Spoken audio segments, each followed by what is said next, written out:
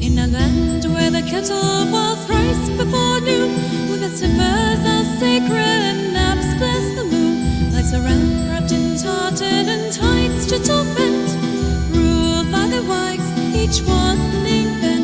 Oh, sing of the Benpire proud and grand, with a council of Bens who command the land. If ever you wonder where time gently bends, you'll find the realm of the council of Bens.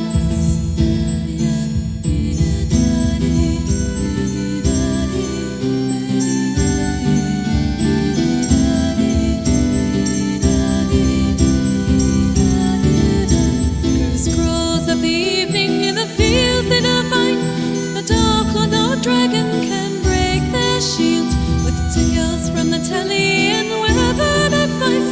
They've freeze time with their cold and their night. Oh, sing of the Benpire proud and grand, the council of Bens who command the land.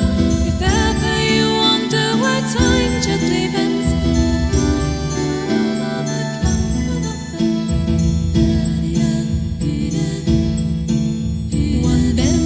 stars, one tends the rose, one brews the potion for bunions and toes. Then deep in the archives the eldest then waits, with keys to the garden of retirement gates. Oh, sing of the Benpire proud and grand, with the council of Bens who command the land.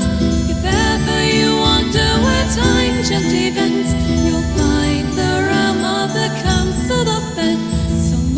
Your manners and ring your tones, the Bencio and blessed kind hearts.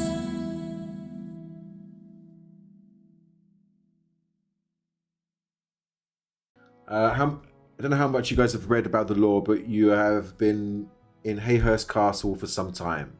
For those of you with names that don't start Ben,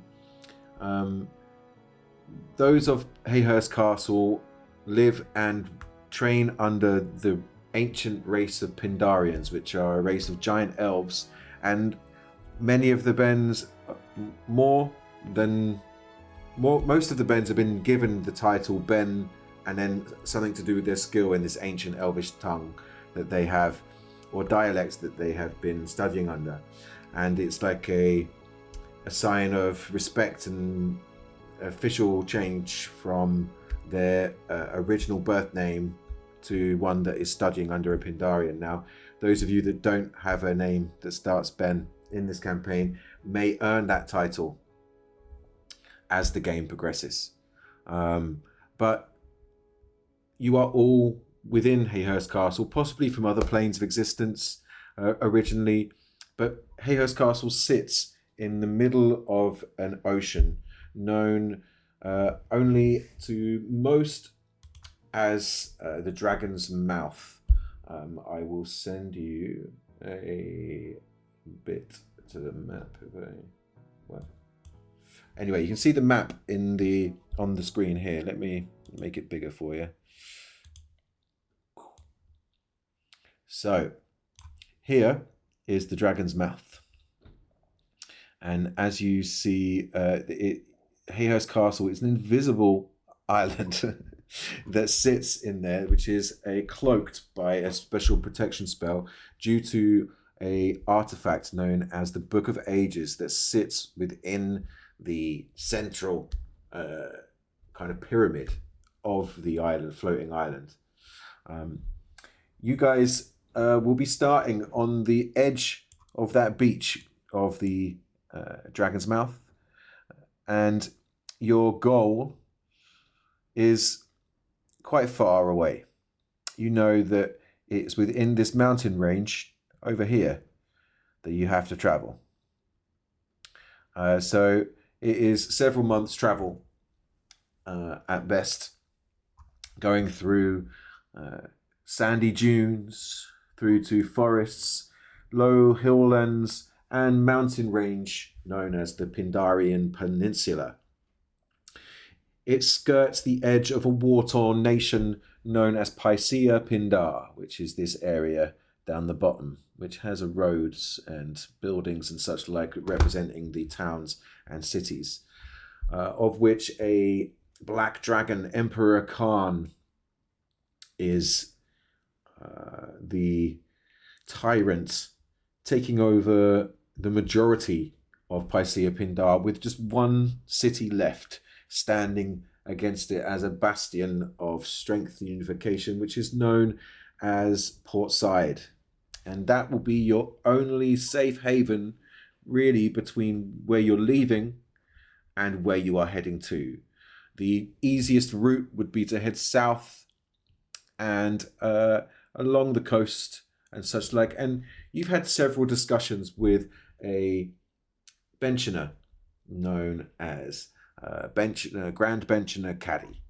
Now, he today has summoned you once more to his study, where you see the books you see in front of you.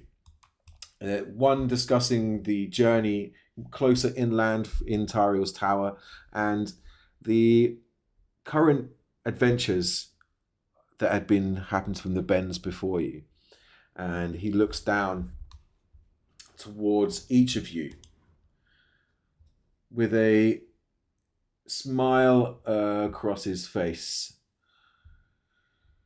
You were not the first chosen, but you are the ones who remain. Elben, Beniscus, and Ashton, they went seeking the secrets from Tariel and did not return to his tower. You will go, you will find them, or you will bring them home, hopefully. He steps forwards, his eyes heavy, lost in a distant memory. We are the Council of Bens, but not all Bens return from the void. Find them. Bring back the truth that you can find. I have no understanding if they are alive or dead, but something must be done. They disappeared now 4 weeks ago, and close to 8 weeks ago. Time flies. And you must set out across from the beach where we can drop you across the lands. Take enough supplies with you. I understand that you have already collected those.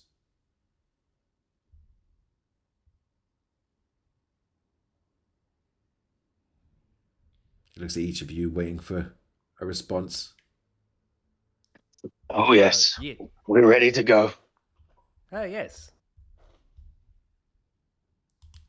Right. Supplies we have. Supplies we have in many. Then, do you have any questions for me before you leave? It will be the last time you kind of have any true contact. I do have a sending stone, if you so wish to have to, as a call for any kind of aid or information gathering, perhaps. That sounds very sensible. Do you have a copy of the map of the region that we could also take? But of course, and he gives you the one that's rolled up, that's laid out on the table. Perfect. Beauty. Who's taking that sending stone? Who's the most intelligent of us all? Certainly not me.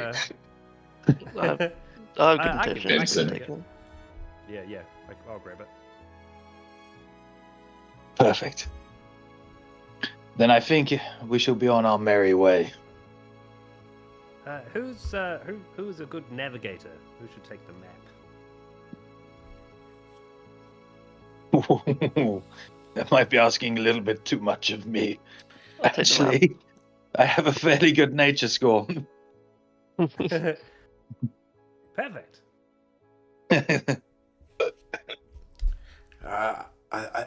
Bench Caddy steps forward and goes, I reckon you'll be more needing survival skills, such like, but you should be good at that too. It is within your skills as a ranger, a hunter, I believe. Oh, I'm very much ready for the journey. Fear not, I'll lead the way. As well, if you would all like to take a deep breath, and in that moment, he claps his hands together, and you see this blue lightning just kind of arc around him and around you guys, that suddenly twist into this spiraling vortex, and you all just feel your stomachs drop, and you suddenly get pulled and feel the soft sand beneath your feet, the portal behind you swirling in this purple, almost like black hole that exists. You notice that there are a shipwreck deep ahead of you, the smell of sea salt on the air, and the cool core of calling birds in the air.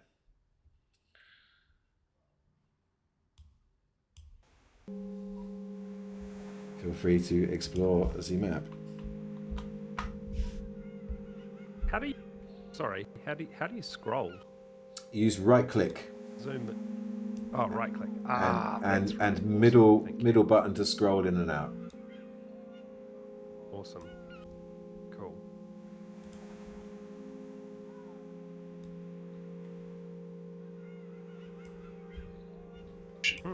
Okay, so there's a path.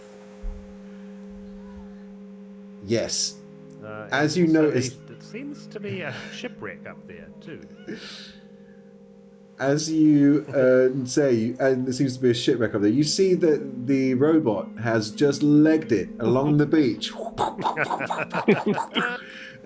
I'm waiting around. And I need everyone to roll me perception checks, please. Amazing. The first roll of the campaign. I want to hear that clackety clack clack of that dice tower. I don't think my mic's sensitive enough, but it's okay. 11 for me. Nice. Okay. A beautiful misplaced line. Okay, so button. You can do it off your character sheet, either in Foundry or off of D&D Beyond, and it should automatically roll. Got both of them open. I'm just trying to find the button. It's that's all right. It's no problem. It's the number. You'll see the number on next to the name of the skill, which is in alphabetical order. So it'll be a P. Perception. But in the process, so Ben, B.E.N.N, you see 2 big sacks of treasure, a very destroyed boat that seems to have like the bottom half laying on the beach and the top half still kind of bobbing in the water slightly. Behind it, you notice that there is a fin of a shark that seems to be like moving around over here, which moves around the boat and around through to the other side, like so. Did my roll come through on the forge or no? I didn't see it, mate. No. I don't think mine's linked though. Okay, what did you get? 17. Sweet. All right. Cool. So both Benson and Creach, you do notice that you hear voices, like really resonant, low voice booming, and others like yapping dogs, which you would notice that it sounds like people are speaking giant and goblin and shouting at some such thing, but it's like on the wind. You can't catch exactly what they're saying. It seems to be coming from up at the top of the hill, the top of the dunes in this direction. Oh, speak giant. I speak orc. But B.E.N.N, you do not notice this, and it's you just see the treasure and the lapping of the waves up against the boat. So, you may continue, guys. I would shout back at everyone else. Hey, there's stuff here if you want it. Because I clearly don't. I'm interested in treasure. Because I have one goal. Yeah, Bennigan, I just you point. you notice the seagulls and you hear B.E.N.N shout back, but you don't really hear what any low vowel. You do hear like a yipping sound though, like it sounds like dogs or maybe goblin. Puppy. Can I I see? I hope it's a the- puppy. I said to the guys, I hear orc and goblin on the wind. Beware. I could send Beaker flying up to have a look, and he can be very sneaky if he wants to be. Beaker, suddenly appears. Yep, there you're there.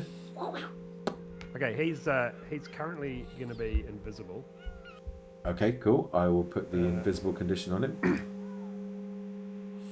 I So make he'll my fly way. up. Yeah, Alright. I sort of If follow you- Beaker's guide on the ground and sort of make my way up towards the voices, but in Cool. a stealthy, hidden manner. Sweet. Yeah, Then Beaker will. He just wants to be very sneaky. yeah, I need both of you to roll me stealth checks. One for Beaker and the other one for Creach. Does Easy. Beaker get advantage because he's invisible? Yes. Excellent.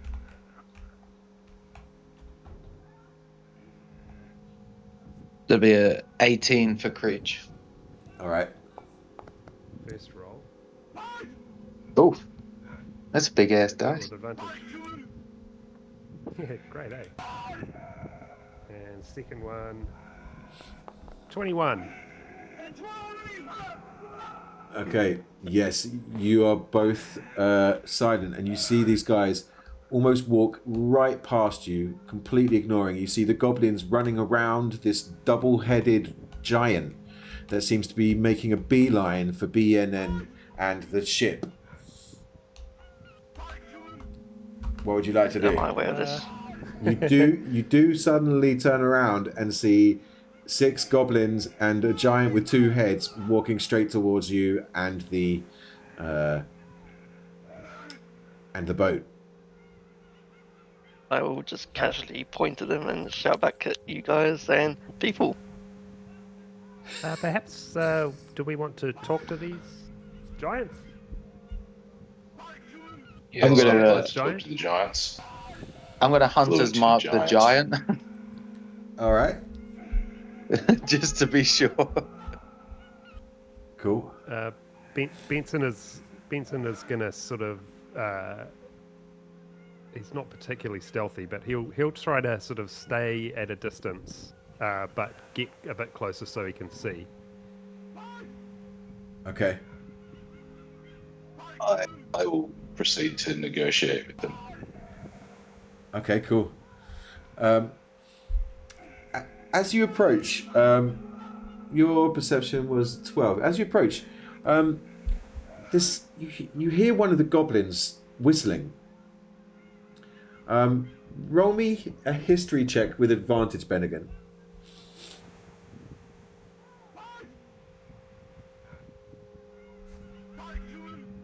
Practice it again. Sorry. This will make sense to me, sure. That's all right. It's in the same column, and then you just go to H.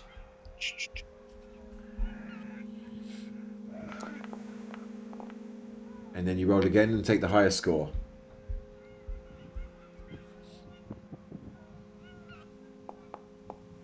Hey, nice, 17. Yeah, you recognize this song. This is a song that you used to sing to Bensen when he was a kid and stressed out. And the goblin's just whistling it, as if, like, completely oblivious.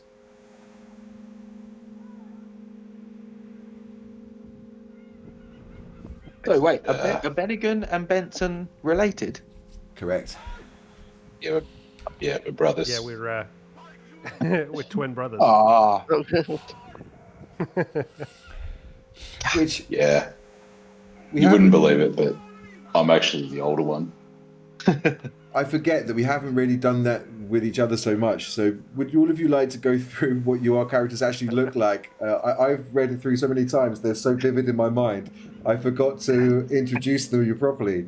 So, I don't even know sorry, who, man. to be Yeah, honest. yeah. I apologize. So, let's start with. Is this really the time why we have giants? Yeah, well, this is the perfect time as giants and goblins are kind of heading towards you. Before anything drastic happens and your appearance changes dramatically, let's see what you originally look like.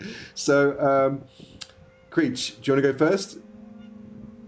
Yeah. So, Hiding in the Creach bushes is hiding in the bushes, so you can't really see him.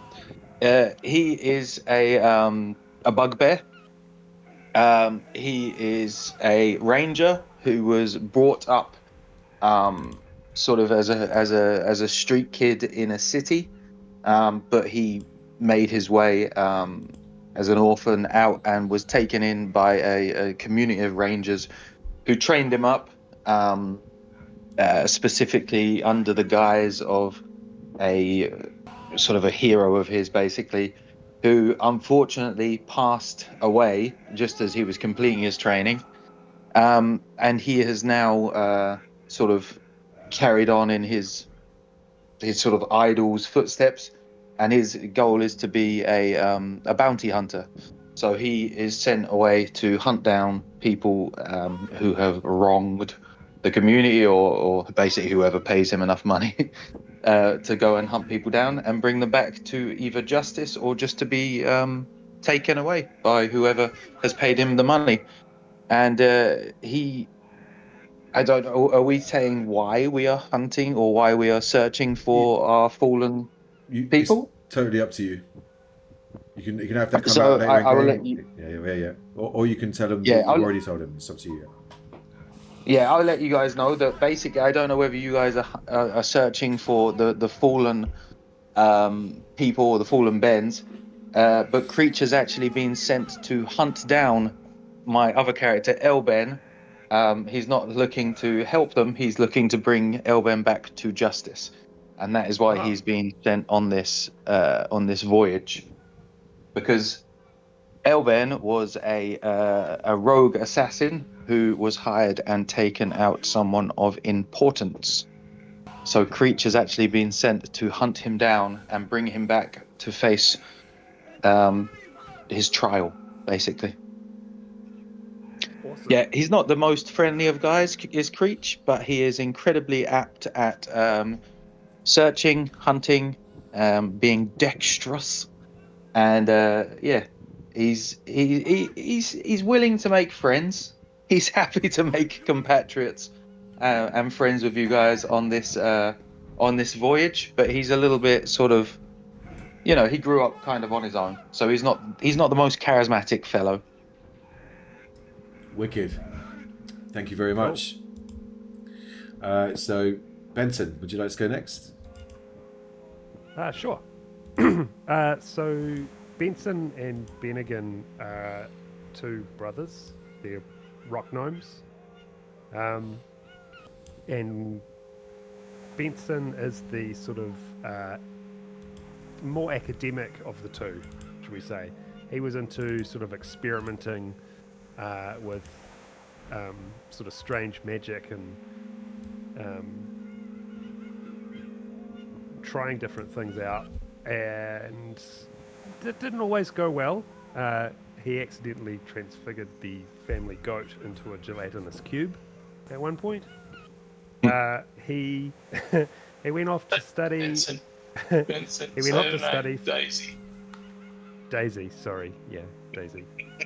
He still carries a little sample of Daisy around in his component pouch, a little vial of gelatinous goo.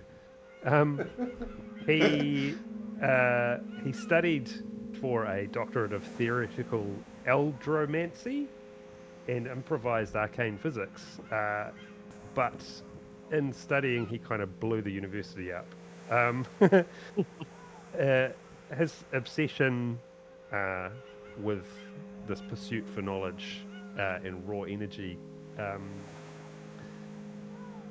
got him into a bit of trouble.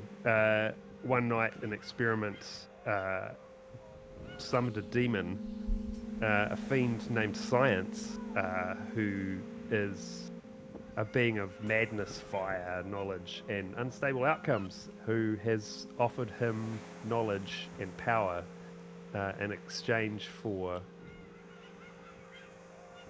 helping it achieve its ends. It sent him a little helper, a little imp named Beaker, who is his familiar. And he's eventually sort of found his way into the Bensinners. He'll occasionally work with the Benchanters, but mostly he likes to be out as a sort of a field researcher out in the world, putting his magic to work in wild and unsafe ways. He sees every adventure opportunity as a grand experiment. He meticulously records each result, even when everything catches fire.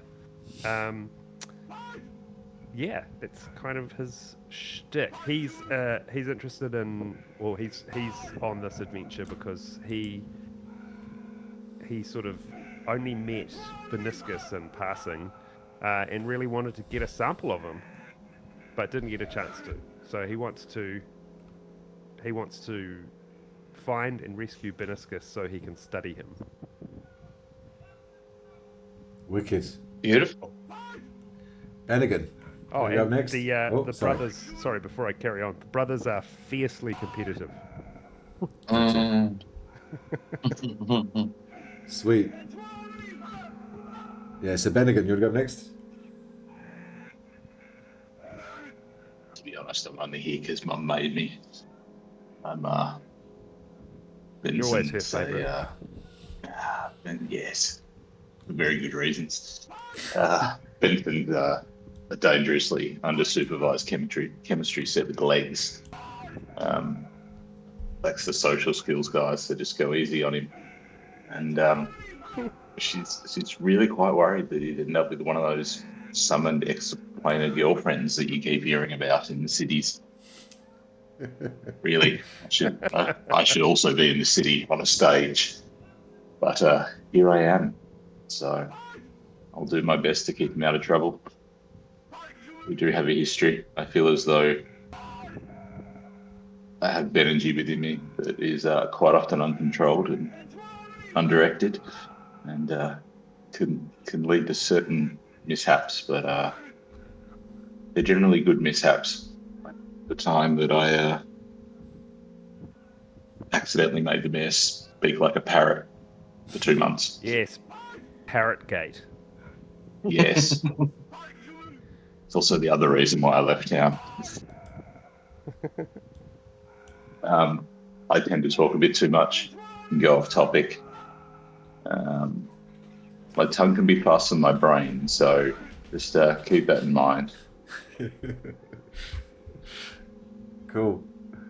And now over to our metallic friend B.E.N.N. So, yeah, I'm B.E.N.N, or just Ben, that's easier. I'm a Warforged fighter, so a fancy robot. I was created originally to like fight in a great war, and once that was over, I was given my like freedom.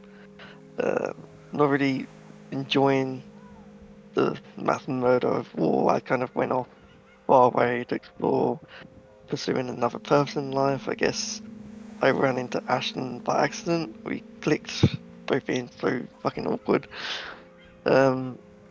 He taught me a lot of stuff about nature, which I never knew before, and like appreciating it and the wild, and showed me some like druid spells and powers.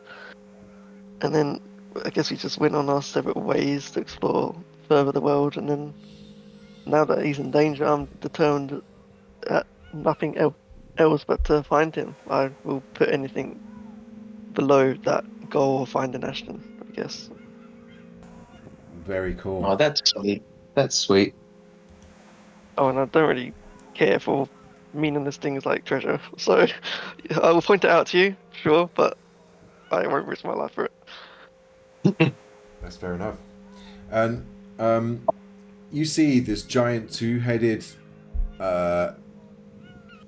giant, which you'd know as an Ettin, walking forward, surrounded by 6 goblins, of which one is singing a tune, quite happily strolling towards you, as all of them seem to be quite keen to go get that gold and smash whoever's in their way to get hold of it. The intention is quite obvious. Their greed in their eyes is gleaming, and the goblins seem fairly overconfident compared to normal what goblins would be against a party like you. But when they're standing next to an Ettin, maybe not that surprising. But Bennigan, you notice this song. It's one that you invented, that you came up with to sing to your brother when bad things had happened, or just to calm him down at night time, perhaps, for your mum while she was busy off doing something. How does that make you feel in that moment and how do you react to it when you hear that song? Quite surprised. I'm amused as to how something that I thought not many knew about has spread so far. I feel the urge to join in with the song. Okay, roll me a performance check. It's kind of my bag, people. Oh, here we go. Show off. All right. 21. Very nice. So describe to me how you start and how it builds up. Obviously a grand performance, not your best, but definitely far from your worst. And kind of describe the song. Feel free to improvise it if you want, but I mean, however you wish to do it. I should have thought more about this. It starts slow. I just start whistling along with the goblin, in the tune. I pick his pace up, and then I proceed to build on it. So I come in with my hand drum for a brief piece, and then I swap to the lute as it hits the major chorus of the song. And the goblin starts singing along with you, and the 2 or 3 others stop marching forwards and sway backwards and forwards to the song. The Ettin, when you start playing the drum, it also just starts tapping its clubs on the floor, vibrating in rhythm with your song, making the rest of the goblins stop and start dancing. Benson, how do you feel when you hear your name sung by your brother and several goblins in harmony to a song that you have not heard since you were a child and used to sing it to you? He feels really awkward, and his sort of instincts kick in, and he is going to cast prestidigitation to make the Ettin soil itself. Or at least make it seem like the Ettin has soiled itself. He's going to soil its pants. I mean, they were already pretty soiled. It doesn't really pay much attention. Okay. But I'll also make it smell really bad. Okay, cool. I remember adding the brown note to this song. Yeah, exactly. The goblins kind of get more into it. Huh. You know? Goblins be goblins.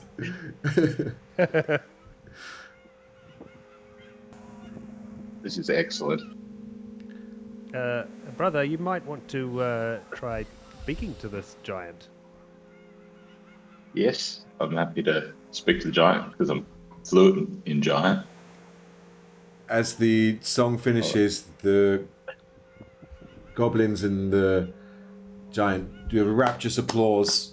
2 of the goblins running straight over to Bennigan and asking for him to sign their pieces of rag that they have. Ah, fanboys. Yeah. I told you it was kind of a big deal. And then you see one of the Etin, one of its heads looks down to one of the goblin group and goes, "What name, little man?" In giant to the goblins, thinking that you don't speak giant. I do speak giant. Yes, it doesn't know that yet though. I'm about to wow it. My name is Bennigan. Oh, I am Glob. No, we're not. We are Bob. Glob and Bob. Nice to meet you, Bob and Glob. Yeah, you said Bob first. Fuck you, Bob. I just sometimes say things backwards. What brings you to the coast? Gold. Glob and Bob. And they just point to the massive stash of gold that's stashed all over the beach. I'll let you have some. I'm so generous. It's actually my gold. Oh. Really? Yes. I made it on tour. Roll me deception. Can I help? How do you help? Basically, I don't speak Goblin or Giant. I can't speak to them. Yeah. All right.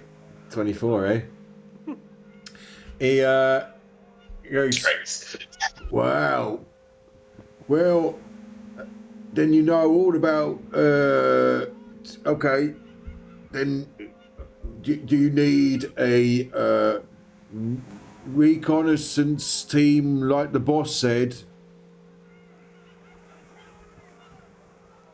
Yes, that would be helpful. I'm happy to pay you for such services. That's what the boss said. Yeah, that's what the boss said. And they kind of look down towards you and go, but he said something about look carefully in the water.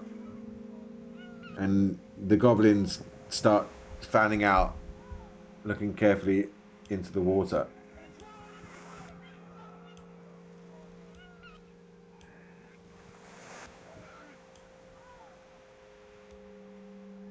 Does Nothing anyone good else? comes from the ocean bends. Can I roll a perception on this ship? Is this ship just crashed, or has it been there a while? Yeah, sure. Yeah, roll. You can roll me in perception or survival, your choice. Yep.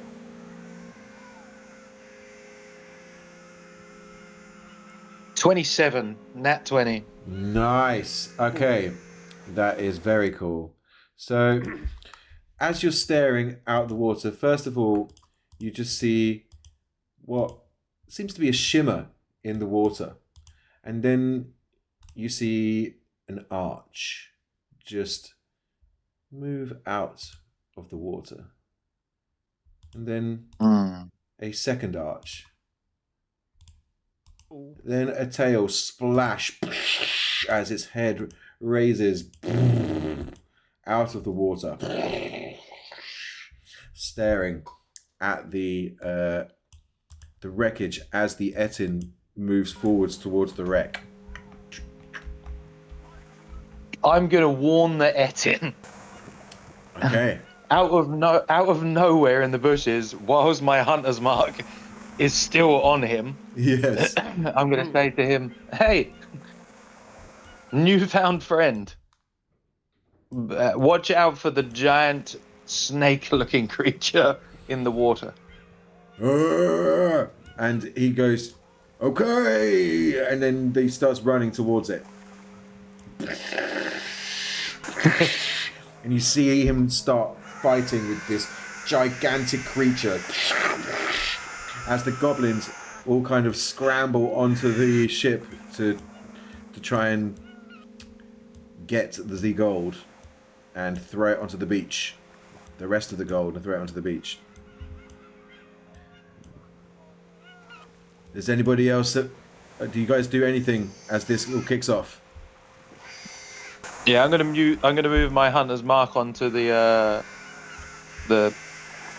fish snake.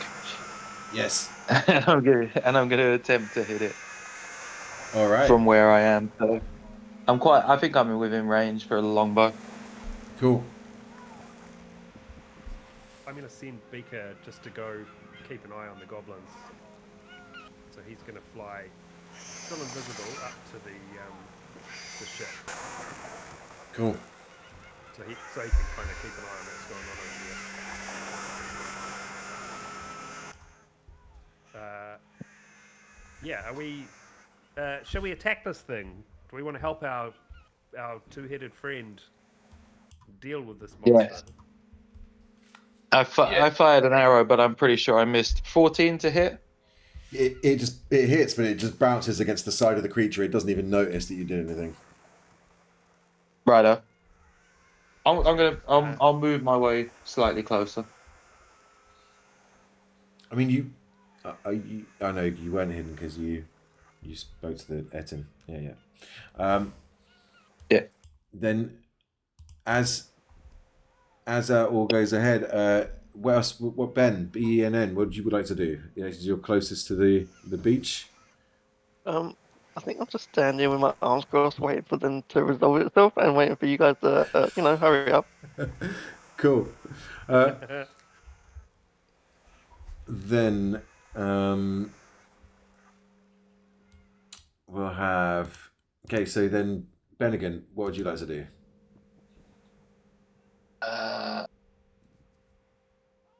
I would like to cast Dissonant Whispers. Cool. What kind of save is that? That is...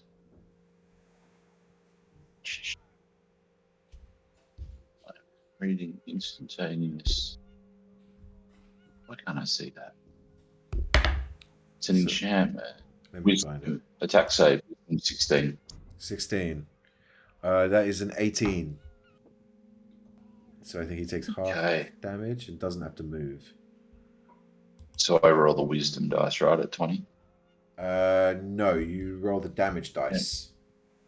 Ah, that's right. Yep. Whoops. That's all right. Which is... let me double check. Yeah, there we go. So half of that. All right, so 12... that is 8 points of damage to the sea serpent. Cool. As you describe how the magic looks like as you send out this this spell, how does that appear as you launch it? It's more a sound, and it sounds like some of the worst purple abuse you've ever heard. Okay, cool. Just It's grating music. It's a disordinate melody. It's music, but painful. Okay. Let's call it. Yeah. So this wave of energy just launches from you and hits in the side of the beast. It kind of turns its head kind of sideways towards you for a split second, but it turns its attention back on the Etin. You see it take a massive chunk out the side of one of its shoulders as the Etin smashes down on the side of the beast's head. The goblins then launch themselves off of the edge. And Benson, is there anything you'd like to do? What does it look like the goblins are doing? Are they looking like they're going to scarper, or...? No, it looks like they're going from the ship onto the beach with more treasure. Okay. And then back onto the ship again and getting more treasure and then onto the beach. Sure. I will launch a couple of eldritch blast beams at the serpent. Cool. So I've got two of them. Go for it. The first one is 17. That just misses. Oh, okay. Second one will hit. Yes, that definitely is. Okay, cool. So that will be sweet 14 damage.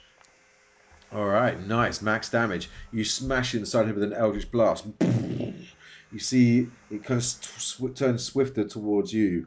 Kind of one of its eyes just kind of glaring as you. The force damage has caused a large gash to appear, and you see it dive into the water, its tail whipping around as it then smashes into the Etin once more. You see the Etin almost broken by the attack. It's smashed against the boat, the wreckage falling deeper into the water as a couple of the goblins kind of fall over, tumbling onto the beach, spilling the gold everywhere, and the water suddenly becomes very still and quiet.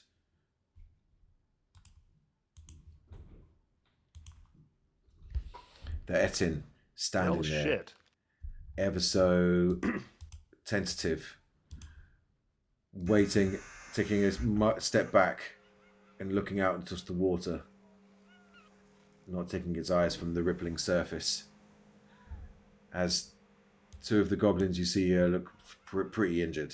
They are not moving, unconscious. Oh.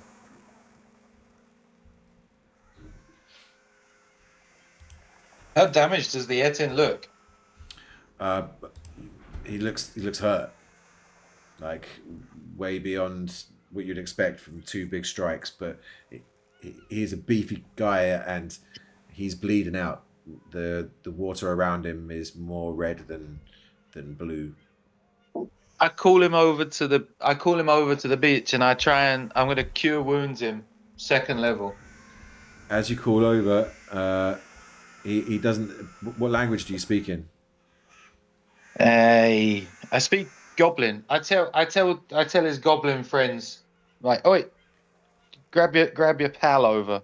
One of them starts shouting in Goblin, in Giant, over to him. What you repeating your words? He turns his head, and in doing so, you suddenly just see launching out of the water behind him as he turns around, just the head of the serpent that seems to just take another massive chunk out of the side of his leg and his hip, causing him to be seriously hurt as it then just vanishes once more into the water. As you see the Etin take one last swing down towards the serpent as he makes it to the beach, but he is looking real hurt.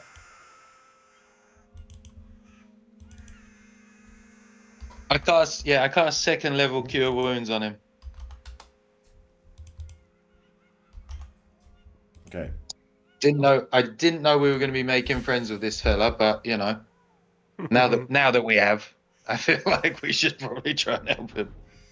Yes, I think helping Glob is a good idea. Or Bob. Yeah, there's not much. It's not much of Bob left currently. I give him 18. All right. HP. You see, And I say to him, stay out of the water.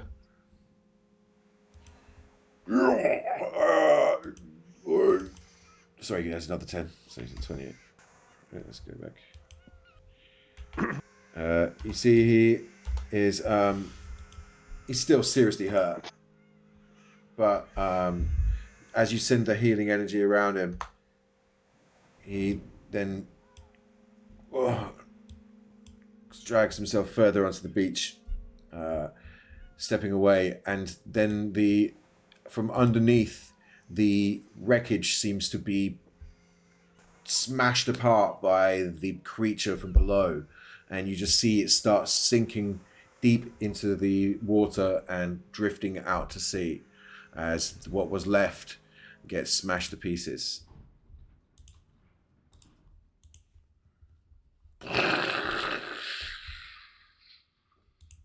Was there any sort of discernible marks on this ship? Was there a name on it or anything?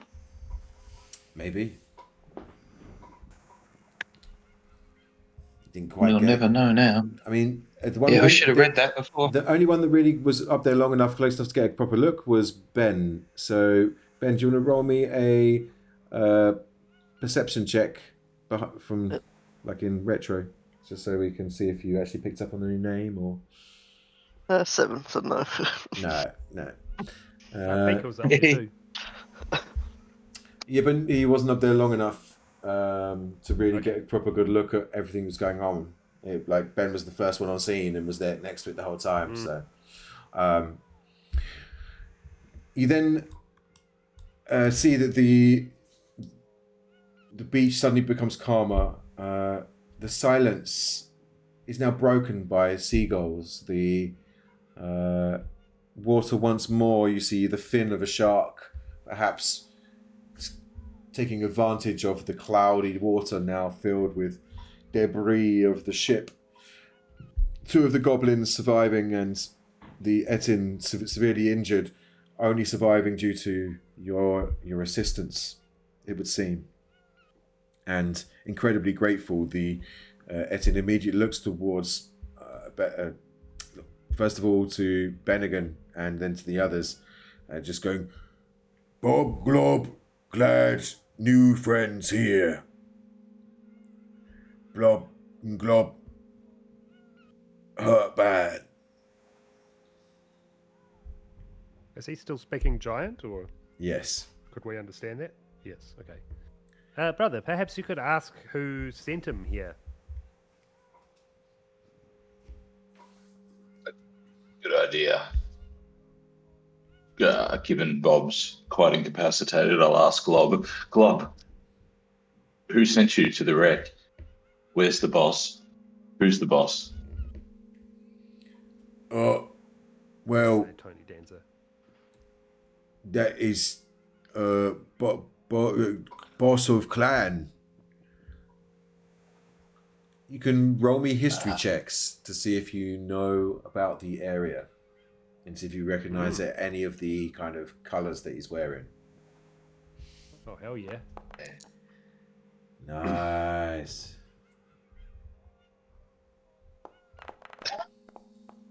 Oh, wow. Everyone's getting high rolls. But 19. Sorry, what was that, Ben? 19 from Ben. Oh, wow. Wicked. Cool. And Well, Creach? 319. That's Great. amazing. What'd you get, Creach? 16. We'll take it. Yeah, We'll that's take it. all, yeah. Okay, so you all pick up on the basics. So you know that you are in the Republic of the Three Moons, and this is an entire continent made up of nomadic tribes, overarching which is run by a green dragon, an ancient green dragon. The tribe that you are currently seeing would be one of the giant tribes. As to the specifics, Bensen and Bennigan, you are not versed in the exact tribe clan colors, but you would know that there are 3 clans, and each of the clans has a different aspect of gianthood. You would believe that this is probably most likely to do with the Stone or Hill Giant clan, which has affiliations with goblins and other giants, whereas the Fire Giants and the Storm Giants that run their clans would not have other types of non-giant creatures running with their crew. So therefore, you don't know the names of the particular clans, but you know exactly... you would know that this is one of the lesser tribal giant clans that would roam a large area due to the nature of the Republic of the Three Moons. There are a variety of other clans, including centaurs and dragons, dragon beasts, lots of beasts, men, werewolves, each having their own tribes and clans, usually in 3s that represent the 3 moons. Umbrith being the dark moon, Solaris being the white moon, and I cannot remember the name of my red moon that I have named. in 1 second, and we'll find it eventually. But anyway, the 3 moons. It's the red moon is not particularly important this time. Remember. Solaris and Lunaris, I believe. So Solaris is the white moon, Lunaris is the red moon, and Umbreth is the black moon. So you know these things, and but the exact name of the clan is unclear. But you would reckon it'd probably be a hill giant or a stone giant in charge of their clan. Okay. Do we want to get jumped into a gang this early into the campaign? Or do we want to leave our options open? I want information. They might have information that we need. Yeah, they might be able to sort of help point us in the right direction, but no, I don't think we want to get lumped in. Maybe we could see if there's anything useful amongst the treasure that they might share with us. Boss at Shrine, he says, looking towards Bennigan. Boss is waiting. Boss meet you? Oh dear. Yeah, I think.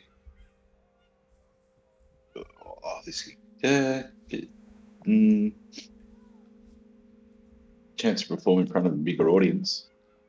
I think we have just saved them, but we might lose our gold because we're going to pay them. I think we should not go with them. You think we should not? We don't know the bosses. Some more treasure.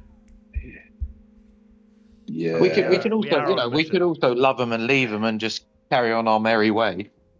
That's true. I think it's worthwhile. I think we've gained faction with these particular ones. I don't know how it will go with the whole tribe. So I swear the suggest bosses.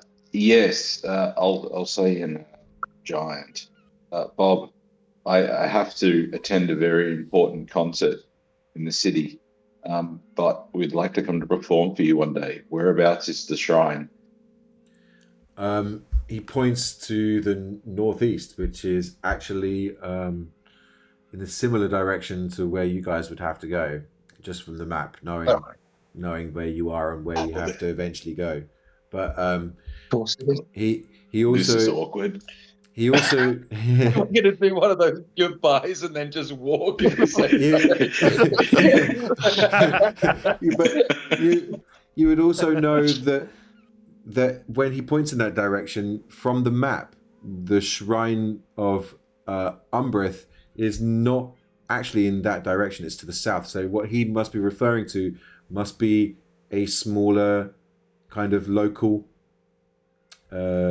shrine to it. It's not the grand one that is also on your route if you took the main road and didn't take the mountains and forest, if that makes sense.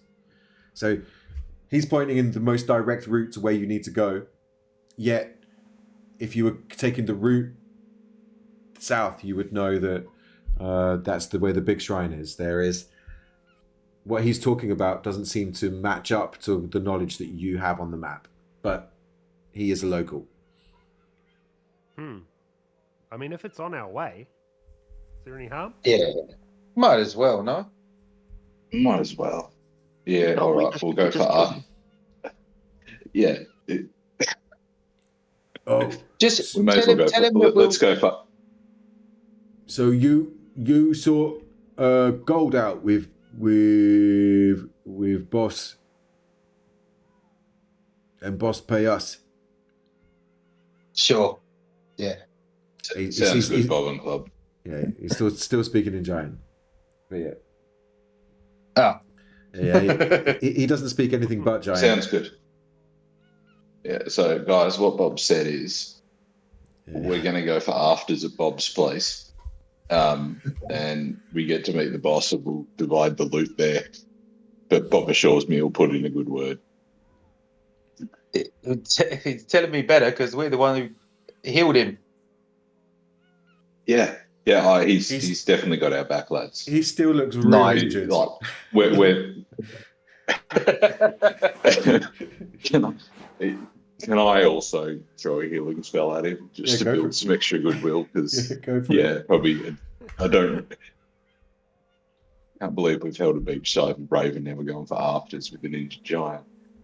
Truth be told, we probably need Bob to carry all the gold back as well. Yeah, that's true. I'm this is going to true. cast. I'm going to cast. I'm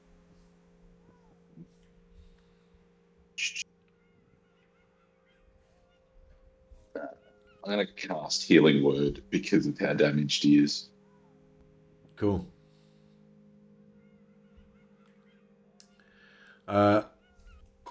Then, double ones. That's a shame. rough. Yeah. Still, every little helps. He does look a little bit better. You see some of the wounds healing, and you see the other head actually able to talk now. Bob Anglob are actually back with you rather than just one. Yet, still grievously injured. But the goblins load up his bags for him so he doesn't have to do it whilst he sits and rests for a little bit. And you see him heal a little bit more as he's kind of eating and resting up a little bit, putting some salt water on those wounds as he cleans them all up. And then starts looking towards you, goes, right, so you come with us, looks towards Bennigan. Yes, Bob. Goes, Bob Glob, goblins, go, go, go. And he starts heading off up the hill. And the goblins not so far behind. Oh, got Beaker too. As you guys start moving up through the beach, you do hear a splash from behind you as those, I think it's Creach, you're the only one that notices as you look back, you see the end of the tail further out, kind of over here somewhere, that just as the sea serpent, clearly still at large, disappears off into the distance as you crest the hill and start the trek with Bob and the remaining 3 goblins. Along the way, you're traveling for about a good 2-3 hours. And you're going through rolling hills and dunes, sand and kind of fresh long grass that kind of shifts between one and the other until you come to kind of like quite a long, deep valley where you have the kind of sandy dunes on either side and a long gully of grass.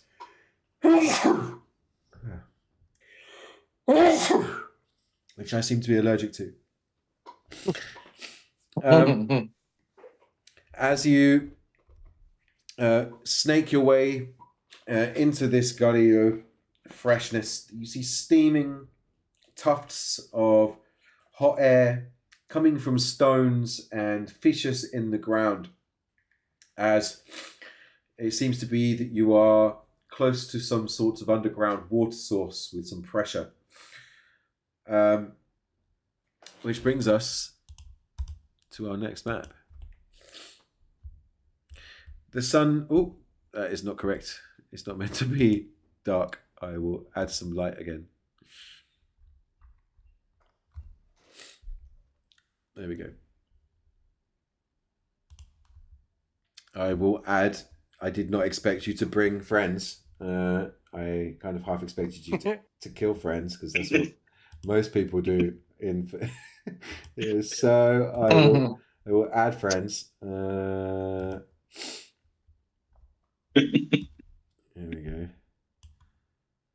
there's a Bob and a Glob who, on the journey, you guys do take another stop and he eats some more and he feels a lot fresher and looks a lot better than when you guys left. But he does say, he won't be that sad, he'll be this time. He goes, oh, but there are lots of strange creatures here. Be careful. They are quite bothersome. What kind of creatures? Lots in the dunes. Some from the ground, and he points to the edges of the hills where, like, you are now in this kind of valley, and you see that along the left and edge there are these kind of rocky outcroppings with holes inside, and like at the bottom of the tree trunks you see other holes bedded into the ground, and you see that it is a south-facing slope. I would like everyone to roll me nature checks, please. Should our map have updated? I'm still looking at the beach one. I just refreshed. I think it's coming up now. Oh, Yeah. there we go. Yep, it's loading. Yeah, I think it just needed a refresh. Oh no, I'm still looking at the beach as well. Oh no. Ooh. It's I got an 18 nature check from Ben. Oh yeah, nice. I see it. nice. Yeah, don't rely There on we go. but Benson for nature checks. Okay, so That's a 14 all from right. Creach. So Ben, you got the highest, right? You got 16, did you say? 18. 18. Amazing. Perfect. Yeah. Yeah, you would know that these are reptilian creatures that love south-facing slopes, and if a giant is saying bothersome creatures, you probably think that they are some big serpent-like creatures. So perhaps large giant snakes. But then thinking of the area that you are currently in, you reckon it's most likely going to be a cockatrice or basilisk style creatures, which are quite bothersome even for giants,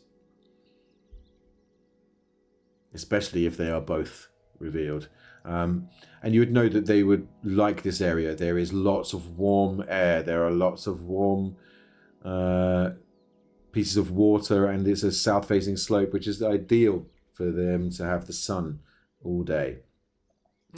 Which would be more on the right side, but you'd think that due to the hot, different climates and stuff like as well, it's definitely ideal. Can I send Beaker on ahead to scout? You can. Cool. I don't actually see him on the thing at the moment. Ah, I yes. guess he's kind of. Sorry, if ever that's the case, because I did add them later, you can click on actors in the top right and drag them on yourself. But I will do so this time. It was just Okay, cool. Just so that you should have access to him there anyway. But here you go. Whoop. The same with yours, Yeah, there he is. Ben. And every time you want to summon your guide, you can drag whichever one, Waterby or Flutterby, onto the map, and they'll be there with you. Sweet. So he is invisible. He's just kind of flying along ahead just to see if there's anything that he can actually see. Roll me a perception check. I think. Cool. With Beaker's stats.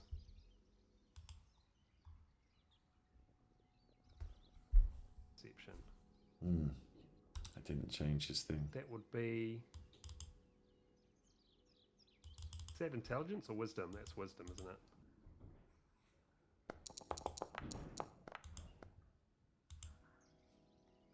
There you go. 16. 16. Yeah, you would notice that there are definitely creatures that are along the edge of the bank, and I will reveal them. You see that. Oh, there are several cockatrices and what looks like a basilisk, all within. They seem to be like not that particularly interested, but they are all noticing that something is out there. They've got scent, and they are all kind of testing the air. No, To be fair, Beaker is pretty stinky. He smells of sulfur. there you go. The area kind of does too. To be fair, Singed hair. it is a volcanic kind of area. It's a nice break from Bob's soiled pants. Yeah, Oh, yeah. makes a change. Yeah. Thanks, Benson. Stinky sulfur.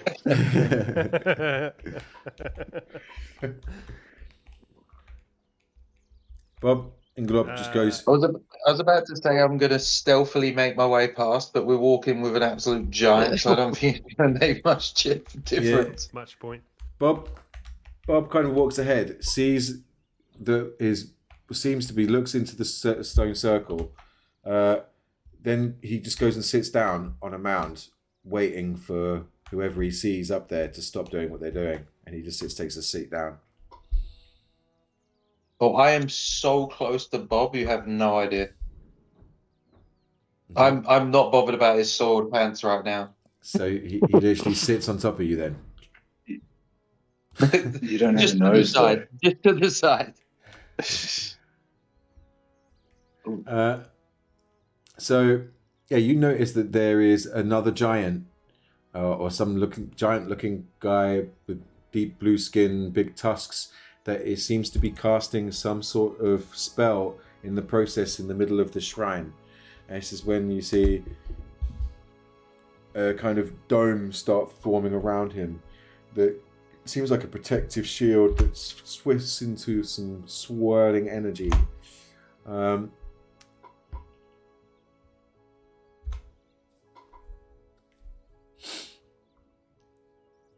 It's at this point, Creach, you notice a shadow fly over you. Something How big. high? Something big just flew over you. The shadow overtook the Etin and you guys. Whatever it was big, and you're not entirely sure where it went. Righto. I roll I sort of attempt to see if I can locate it up in the sky, but warn the other guys that I believe that something rather large is watching us from above. Okay. Do we know what language this fellow was speaking? What he was casting? The guy who was casting? You haven't really got close enough to hear what he's been saying, but you assume giant. Mm-hmm. It sounds fairly similar to what the Etin was speaking with Bennigan, but it's quite far away, so there's no clarity of the words. Roll me that perception check. It's gonna be a 13 only. All right. As you warn the others, if the rest of you would like to all start looking up into the sky. Okay. And roll me perception checks too. I'm gonna, whilst they're doing that, I kind of stealthily attempt to find any kind of coverage from above. 17 for Ben. All right. 10 each for Benson and Beaker. Cool. You guys see a streak through the air to the far bottom left-hand corner, but Ben, you see that it is a three-headed creature with wings and what looks like a dragon's tail fly across the corner, and then you see it hovering as it crests the hill once more. I warn everyone else to look behind. I need everyone to roll me initiative, but let's get it all selected first. Let's go. Oh, no. You and you guys.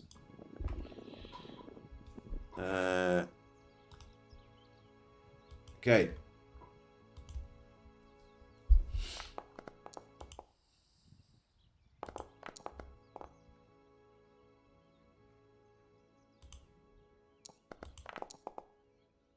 Ooh.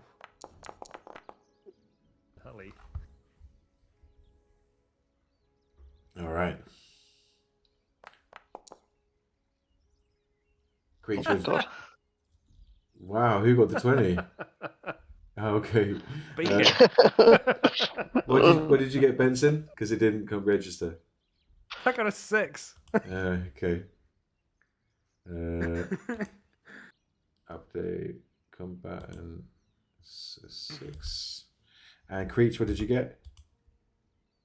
All right, nat 1, so I'm definitely last. Oh, right. 5 overall if you want it. Okay, 5 overall. You're not last. Oh,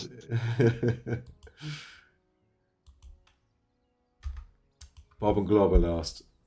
They had no idea what's going on. So,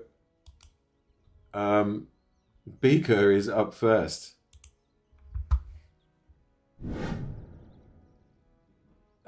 Cool. What can he see? He can see a chimera up the top of the hill, flying, its wings flapping, its 3 heads all looking down, and within that scene, do you think a ram is similar enough to the Daisy incident to cause any trauma? Or is it too different? No, too different. Okay, cool. I don't think. I think Benson's only traumatized by the Daisy incident because it was Daisy. Okay, cool. Okay, so I think Beaker is the Chimera. How far away is it from us? I can't that is. see there. Oh yeah, it's not doing a measurement. So that's weird. Oh, there we go. It is, yeah. Oh yeah, it is. It's just a super tiny, written super tiny for some reason. I think it must be to do with when I imported the map. I can't keep going. I'll zoom right in. That is 100 feet, 95 feet. Yeah. Okay. So Beaker can't do much. He is gonna. Can I hold his turn? Yep. I'd like to hold Beaker's turn until directly after Benson's. Cool.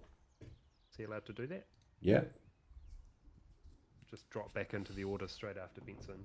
All right, sweet. No problem. Then up next, we're going to have Ben. Ben, as you stand there and you see this creature up on the hill being pointed out to you, just the other side of the right shoulder of this giant in front of you, you notice you're surrounded by blue butterflies that flutter around you and remind you of Ashton, the cord you wear, the thing that bonds the two of you, tugging towards the northeast. In this moment of chaos, there is that moment of beauty in that split second. And then you see once more the wings and the tail of the dragon, with the dragon head, the lion head, and the ram all staring down towards your group. What do you do? Is the spellcasting giant in combat with us? He is not. Oh, damn it. I was going to go attack him. Well, you can still do that. I'm going to attack him. You're going to attack this guy? What? Yes. Okay. Okay, so... I don't like his vibe. All right. Okay. I will... How far away am I? You are about 50 feet away from him, I think. Okay, I will fire a firebolt at him. 45. Okay. As Bob sees you putting your hand up towards him and you fire the shot off, roll me an attack.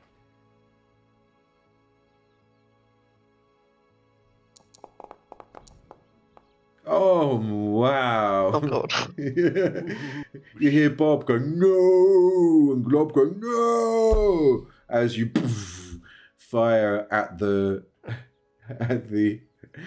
giant. Okay, so you roll damage. So that's going to be maximum for your fire. So let's see this. Oh. So okay, so you got maximum anyway. That's great. So 17 on the dice. So that'd be 10 plus 10 technically. But anyway, 17 is fine. 17 points of damage. You see the blue magic just again absorb around him as the fire hits against him, shattering his shield and the magic that he was casting, and he looks mighty pissed off. Good. I have no regrets. I've got a bad feeling about this. And then it is Bennigan. Yeah. Sorry, Ben, did you want to move? You still had movement. You can stay there, you can move. I'll move a little bit towards him. Okay. Cool. So, yeah, if you do that and then push space, it will then move the guy. Do that and then push space bar.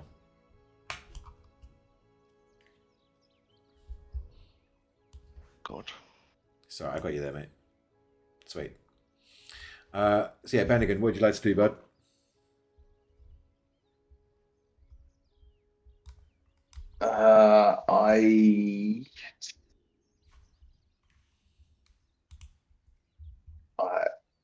No, I won't. I'm go completely rogue. Am I able to talk to the house owner who Ben just shot at?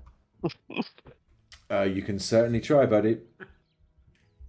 It's a Yeah, very good idea. I would like to try to de-escalate this situation. Okay. What do you say? What do you do? I believe he's a giant, so I'd like to say in giant. Sorry about that, mate. He's a bit edgy like that. He meant no harm. We're sorry. We come in peace. We're friends of Bob and Glob. Impatience, little creature, is the worst. Bob and Glob understand. You have disturbed my summoning, my speaking with Umbrith.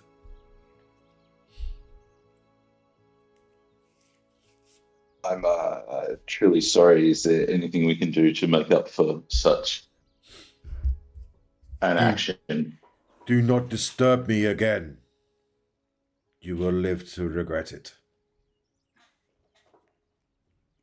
And he starts casting same spell. Roll me persuasion just to see how much. This will be technically with advantage because he was just shot in the face. So, okay. So 16. Roll again to see if you get any lower. Change screen. Oops. That clock's making things stressful.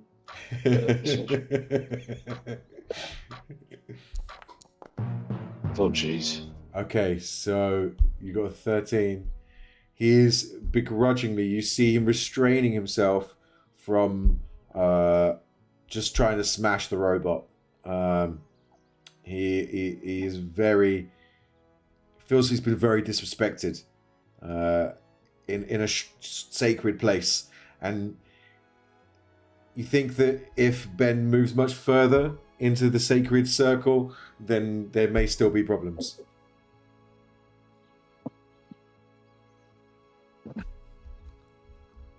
Ben, just punch him with that dragon thing.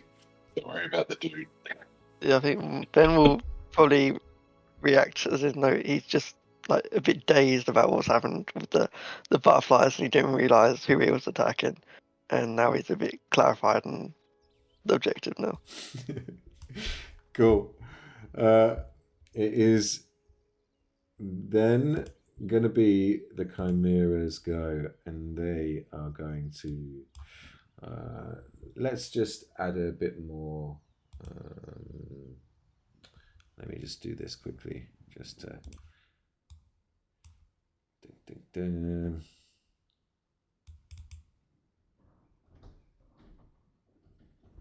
Yeah.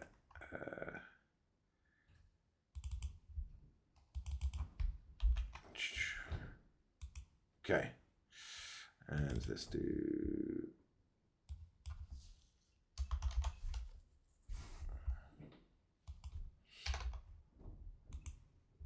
Okay. Hey. Oh, that's the wrong one.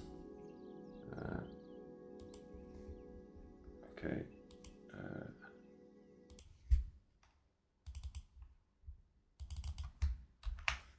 Boom.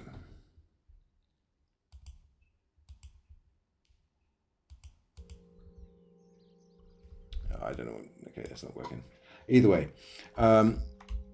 you now see the Chimera flying down, and it will swoop down towards the giant. I think it's going to first of all come down and try and swoop down at the injured Etin, and it is going to use. It is fire breath, so he needs to roll everybody. So that's Creach, Bennigan, and Bob and Glob all need to roll me a dexterity saving throw. I tried to before. Well, as this thing was coming in, I said like I wanted to hide and take cover, but I couldn't move Creach for some reason on the map. Yes, because So I should have actually. Initiative. So you can only move when it's I was trying to do it before we rolled initiative, but Yeah, that's all right. What do you want me to roll, bud? So it is a dexterity saving throw. Yep.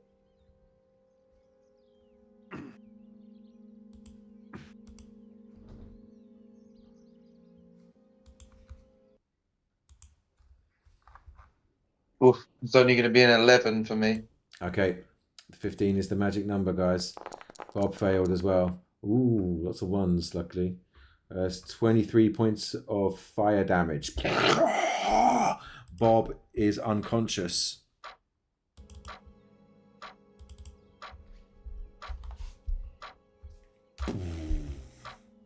As Bob drops. And the Chimera stays about 20 foot in the air after swooping in. And that is the end of its turn. It is then going to be Benson. Are you back, Benson? All right. Yes. Yeah. Okay. So I'm gonna hex it. I'm gonna cast hex on it, I think, and then I'm gonna hit it with some Eldritch Blasts. Hex is a bonus action. Do I want to do that? Let's have a look. Yeah. Fuck it. Why not? Okay. So yeah, I'm going to cast Hex on the Chimera. Cool. And then I'm going to zap it with a couple of Eldritch Blasts. Very nice. So that is it is now has a curse on it. Whenever I hit it, I deal an extra 1d6 of necrotic damage. And I'm also going to make it... I choose an ability when I cast the spell. It has disadvantages on ability checks made with that. So I'm going to say... I'm going to say wisdom so that its perception suffers. Okay. Cool. All right. That lasts... that lasts for 8 hours. Nice. It's so crazy. But it is concentration, so I'll stick that on too. Here we go. And then I'm going to zap it with my Eldritch Blast a couple of times. Cool. So first one will be an 11. That's pretty That terrible. misses. Okay. Second one. Ugh. Rolling like garbage. In Second theory, one misses as well. 12. yeah, it does. Yeah, you can still target the guy, and even if you roll from D&D Beyond, it will still target the guy in Foundry if you still wish to do that as well. Just letting you know. You can do that by Oh, sweet. hovering over and pushing T if you so wish to do so. Okay. Cool. Cool. Yeah, both miss. Oh, yeah. Shoom, Sweet. shoom. Nice. The Eldritch Blast. the Awesome. That was ineffective. You swish by its head, and you see it's all of three heads kind of turn towards you, realizing that you have projectiles. It kind of is very concentrating on you right now. You see two of its heads looking directly at you after that, and then it's going to be the. Do you want any movement? Bonus action? Yeah, because I'm not near it. I think I'm gonna back off. So I guess I'll go 1, 2, 3, 4. I'll go back to like there, Cool. and Baker will just follow me. He can't actually do anything on his turn because I All right. command him to. Okay. So we're just hanging out together off All right. here, but he is also still invisible Yes. because he hasn't done anything. All good. All right. Nice creature up. Just want to check one thing with you. If I want to do Hail of Thorns, do I have to do that before, or can I attempt to hit it, and if I hit, I can then do it as a bonus action? It's more like you cast it on your bow, and then on your next hit, you release the spell. Okay, Yeah. that's good. Yeah. Then I'll do that because I can do that as a bonus action, and I can still attack twice because I've got 2 attacks per action. Correct. Yeah, cool. I believe. Okay, so I cast. I believe because it is your first round in combat. Oh no, that's a different. It's a different one. Carry on. Yeah, I do get something with that, but only if he hasn't acted, I believe. Yes, correct. Yeah. So yeah, I shall cast Hail of Thorns, Nice. first level, and then I'm going to attempt to hit him twice with my longbow. Okay. So first one is it's a 25 to hit. That definitely hits. Do you want me to roll both and then do damage, or damage each time? Your choice. I'll do damage each time. That's going to be an 11. All right. And then second 11 damage, and then second one is a 12 to hit, so That miss. misses. Correct. And then the Hail of Thorns damage is going to be an extra 3 damage. All right. And then I'm going to use my movement to get the hell away from Bob and Glob, because I'm not loving being in their space right now. And I'm going to come over here somewhere. My map's not reacting too quickly, but you see that wee tree off to the right? I want to be over there by that tree somewhere. Okay. You can move him For there, some can you? reason. Yeah, I don't know. My map's not being too reactive. Oh, there we go. He's getting over there now. Okay. Cool. Yep, perfect. You can use the arrow keys to move. Just so you know. Ah, okay. Yeah. Cool. It is then Bob's go. Bob has a death save. Okay. Oh. It is then top of the round. It is Beaker's go. Far out. He can't do very much, really. I think he's just going to hang out up next to Benson and stay Okay. near him. Cool. So they'll just stay next to each other. All right. Sweet. Ben. All of the things that he can do, he basically does on Benson's turn. Okay, cool. Yeah, so very much unapologetic of what he just did. He's going to turn around and immediately charge towards the griffin, get like right close, Chimera. and Chimera, that's it, right? It's all right. And then whack him with his greatsword twice. Nice. Good. Oh, I think I get something on that. Oh, nice.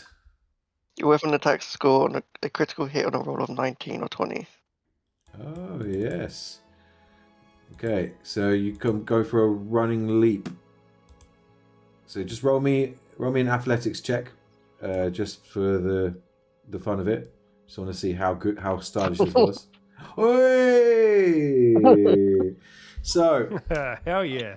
just turning around, ignoring the giant once more as you see him start casting the magic. You just leap towards this beast, jump into the air, do like a very fancy anime style spin, and smash down on this creature. Roll damage as you carve through it.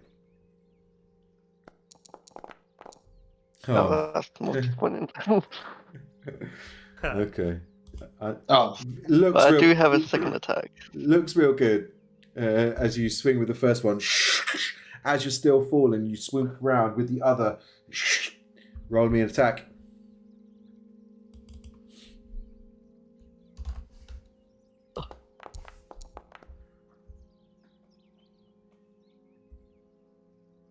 Okay, that hits. Roll damage. I'll be better. Hey, much better. All right.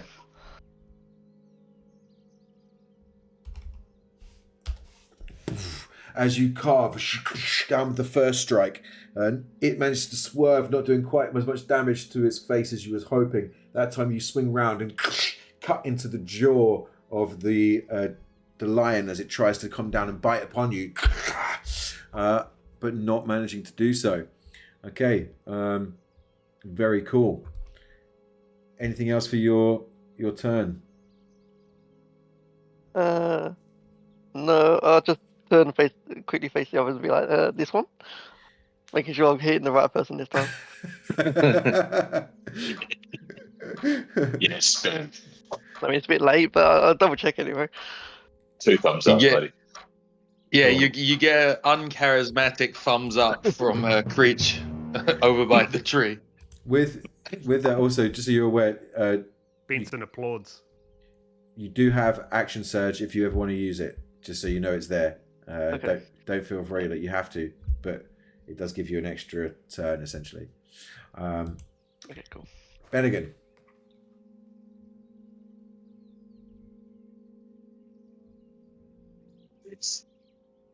It's a quick check. Did Bob and Glub make their death saving throw? Are they still alive? It would be a medicine check to know for certain, but he looks real bad. Okay. And we're going to chin check where else?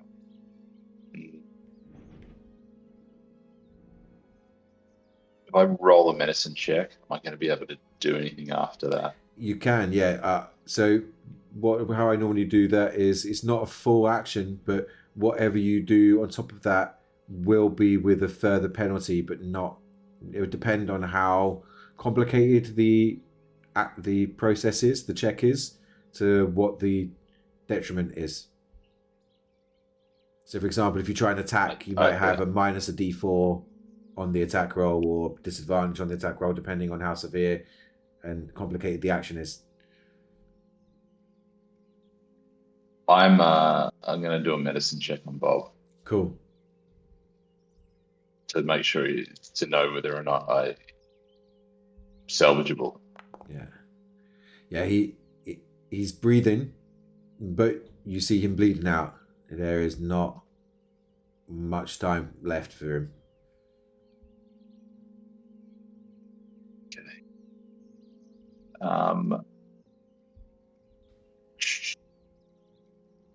I would like to cast third level healing word on Bob Cool. and Glob.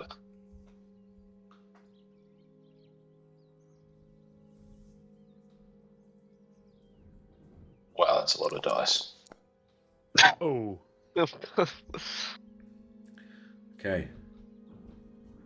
Very cool. So he heals a total of 23. You see Bob's eyes open, Glob's eyes open. They both kind of grimace down towards you, Bennigan, and say in giant, Bob Glob hurt.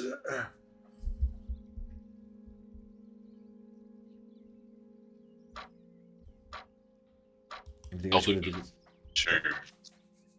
I just want to tell Bob and Glob to run and hide. Okay, cool. He kind of looks at you a little strangely. Yeah. It is then the Chimera's turn, and it is going to try and smash and bash at our Tin Man. First of all, he's going to bite. So that is a miss for his first attack. A 12 does not hit you, Ben, does it? No. Your AC is high, I believe. That is a 19 to hit. Class. Okay, so the 19 hits then for the first strike with the claws. Let's do another attack with the claws to see what we got. So 2 hits with the claws, which is, first of all, 11 points of damage. And then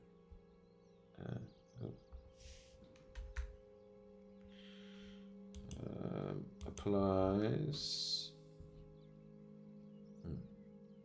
Doesn't matter. And the next one is 13 points, so 24 points of damage in total. Oof.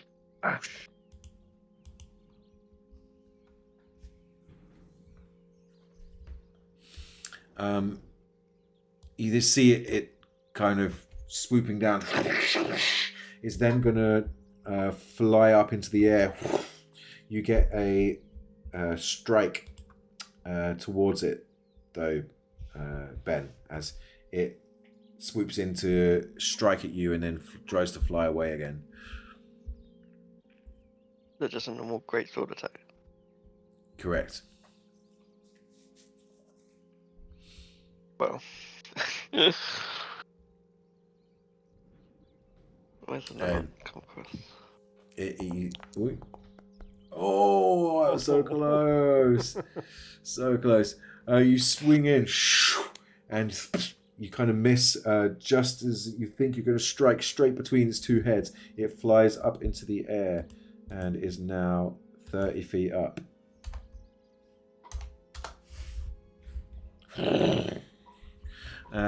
That is the...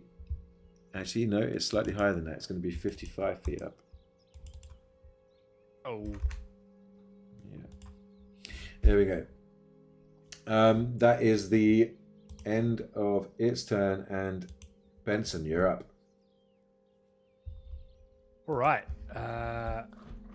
I am going to send an Eldritch Blast, I think. How's it looking? We've had it a few times, yeah? Yeah, it doesn't look that hurt yet. Okay. I will... I'm going to think we're just going to have to throw all our resources at this thing, aren't we? I'm going to cast a fireball at it. Nice. So that's a dex save. It's got to beat a 16. Alrighty. Okay, so let's get to Dex. Whoop. The Lord dice.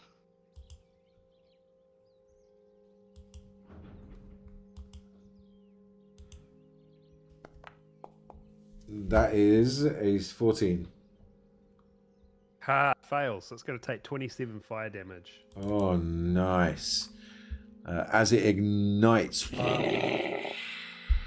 on, mate. Yeah. And then another 6 necrotic as well. Alright, so... Will be...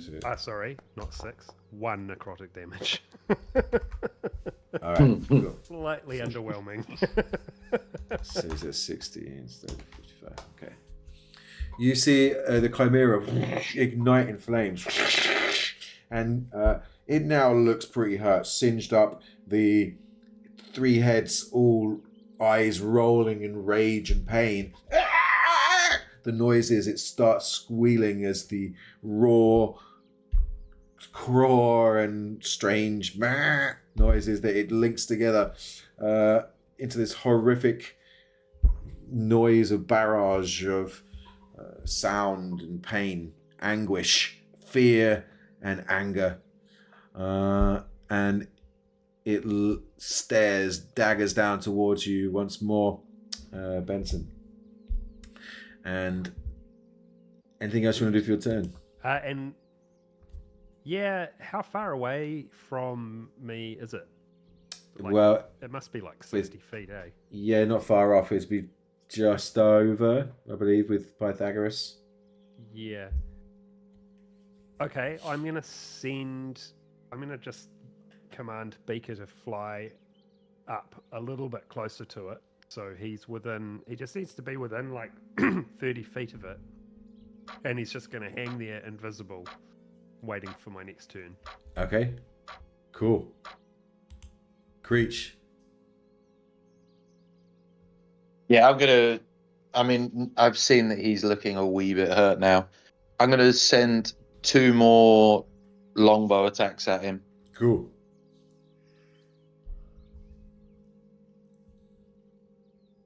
First one is going to miss. What'd you get? And second one, 14. Yeah, that does miss. The second one's a 16. That hits. That hits? Yeah. Okay. That's going to be 10 damage plus the Hail of Thorns damage, which is still on, which is 8. So it's 18 damage altogether. Nice. You see as the 2 bolts smash into the side of him, the arrows kind of causing damage right beneath the wing as it kind of goes up to flap once more. He's like, as the dragon looks down towards you.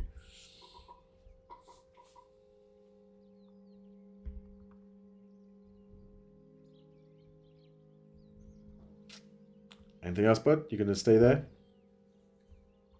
No, I think I'm not sure. Colossus Slayer. Mm-hmm. Once per turn, when you hit a creature you can with a weapon attack, the creature I can add an extra 1d8, right? Correct. Beautiful. Should have done that on the last one as well. It's just extra 2 damage. That's all. Okay. Nice. And I think, I think that's me. I'm all right. I'm happy where I am. Okay. Bob and Glob stand up, turn around, and throw a big stone from the ground up towards the Chimera. And I'm just going to use his standard Morning Star attack. So let's go. He launches it up into the air, but not paying attention. He's kind of looking up, and it just lands back down upon his own head. Dealing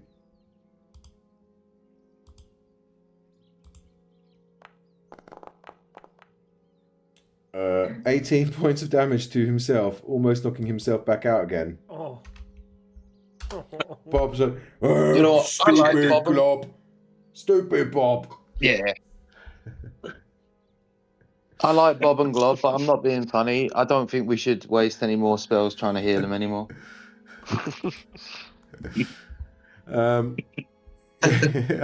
He's having a bad day. Bless him. All right, then it's going to be back to the top of the round. I assume you're going to wait again, Benson, for the movies. Yep. So Ben, you're up. Yeah. You see the Chimera 55 feet up in the air. I'll throw a firebolt at it. Nice.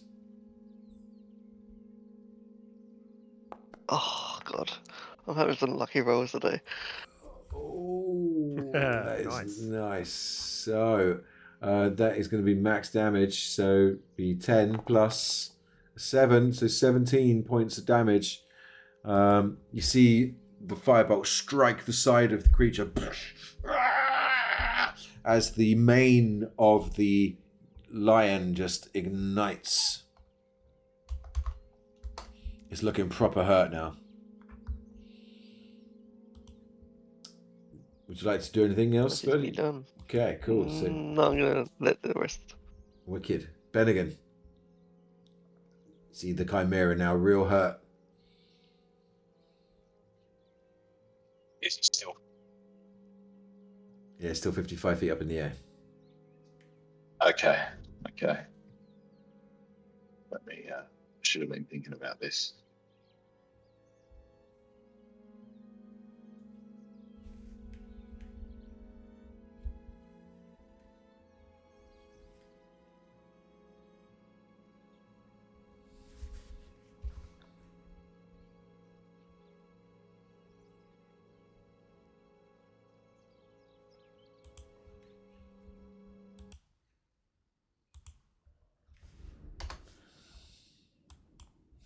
Would be stupid. I think we're into smashing this thing. So I am going to cast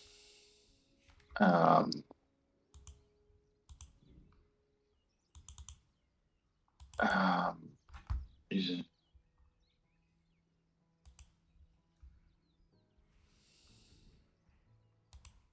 no, I won't do that to you.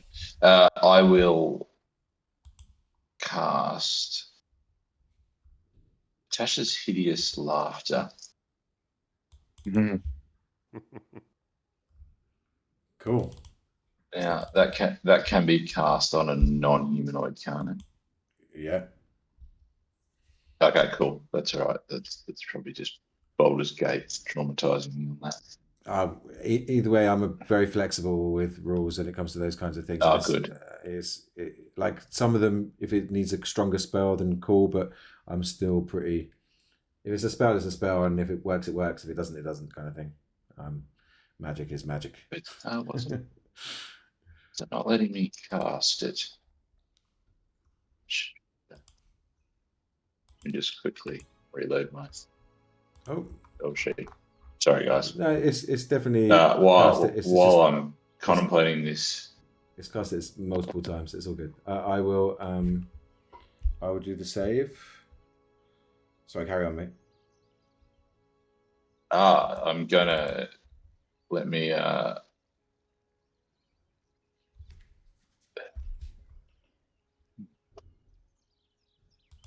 There's a disadvantage on this due to the hex, right? Oh, yeah. No, it's not saving throws, it's ability checks. Well, either way, it's a natural 20 and a 19. I think they're fine. Damn. Yeah.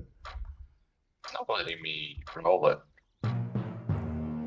It's all good. It's more. It's not really a you rolling thing. It's a a thing for the creature, so they pass. They do not need to. They do, yeah. You just use the spell slot. It's all gravy.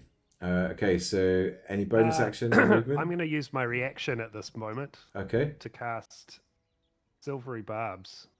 Ooh, nice. Well, Wait. I mean, Yeah. I already rolled the second time, which was a 19. Yeah, but it's when the result happens is when you call it. Okay. All right, Yeah. then I will So do it it's again. Cool. Yeah. No worries. So Got to re-roll the d20 and use the lower roll. that's a 15. Hey. So he fails. Teamwork, brother. Yeah, look at that. You two, The old so nice. honeydew tag team. Yeah, it's like alley-oop. Just So it falls from the sky. Suddenly, the dragon starts laughing its head off to start with. The other two kind of swirling to look at the dragon, see what the fuck's going on, as the wings suddenly just stop working, and they take. In fact, because you did it, Bennigan, would you like to roll me 5d6? yes, I would. Find a button for that.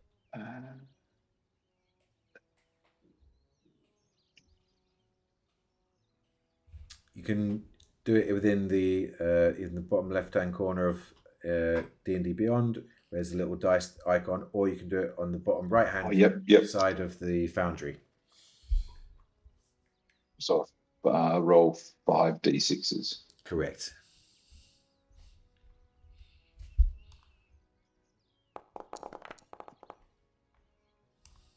Oh, Nice. That's real nice.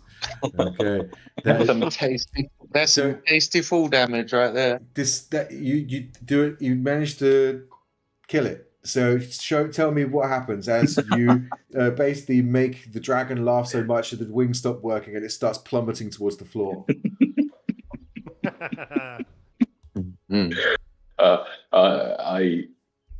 I recoil in horror as it explodes, covering Bob, Glob, and myself in blood, and Ben.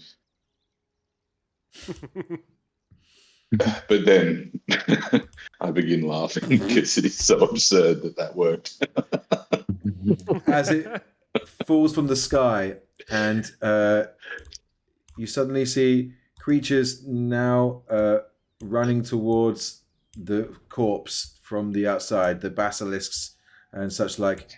Bob backing up and letting the creatures have the kill, and saying to everybody but at Bennigan, because he's the only one who understands, "Leave creatures to eat. Tell Shiny Man back."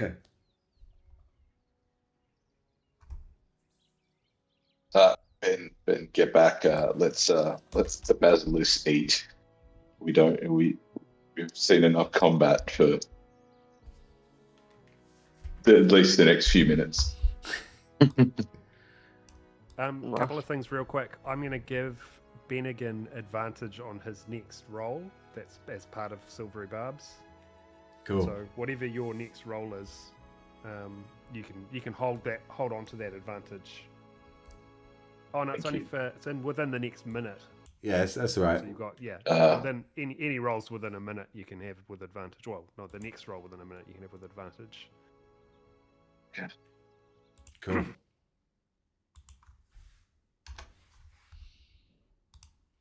On I'm that, going to make my way over to that stone circle. yeah, cool. You still hear the guy chanting in Giant, and Bob is kind of leaning against the stone, and keeping an eye on what's going on over by the basilisks and chimeras. In the bleeding edges of creation, a single seed of the first hunger awakens, born to replicate without mercy. Its first clone drips into being each perfect eyeless echo. Shattered mirrors give rise to the hungering reflection. It devours your essence, reshaping flesh into something far worse. These ooze-born horrors are more than creatures, they are a living virus of form. Witness their birth. Survive their onslaught or be consumed into the endless tide. Join us if you dare. Blob Squad awaits.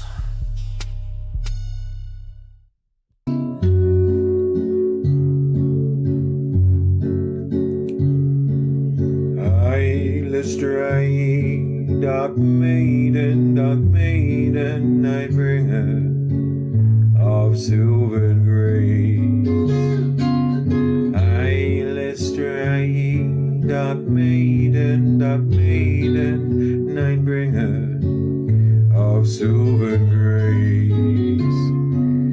Even if life costs me, dark maiden, it won't stop worshiping you.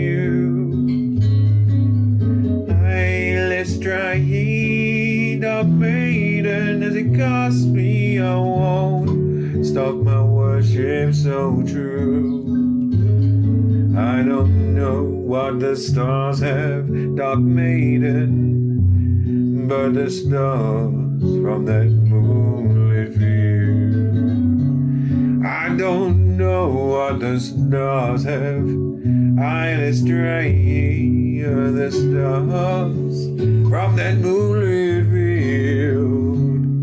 Then when the wind moves them, dark maiden, it seems like they're dancing too.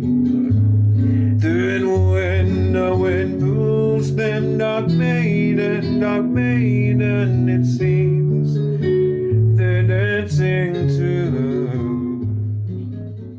After the roar of the creature dying, after it smashing into the ground, after Bennigan making it essentially have some sort of seizure as it then flaps in the air and destroying itself as it impacts with the ground and is now being consumed by the creatures that live in these nearby hills. The magical leader of a tribe of creatures is currently casting some sort of spell to Umbrith, and Bob and Glob seem to just be patiently waiting. What would you guys like to do?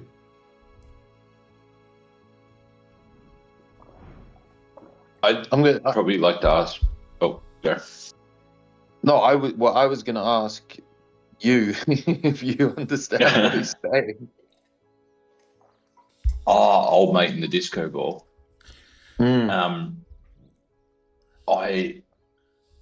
It is in dragon.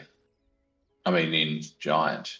Yes, he is calling. You'd know he is calling down the blessings of Umbrith and saying some sort of prayer to the dark moon, the black moon.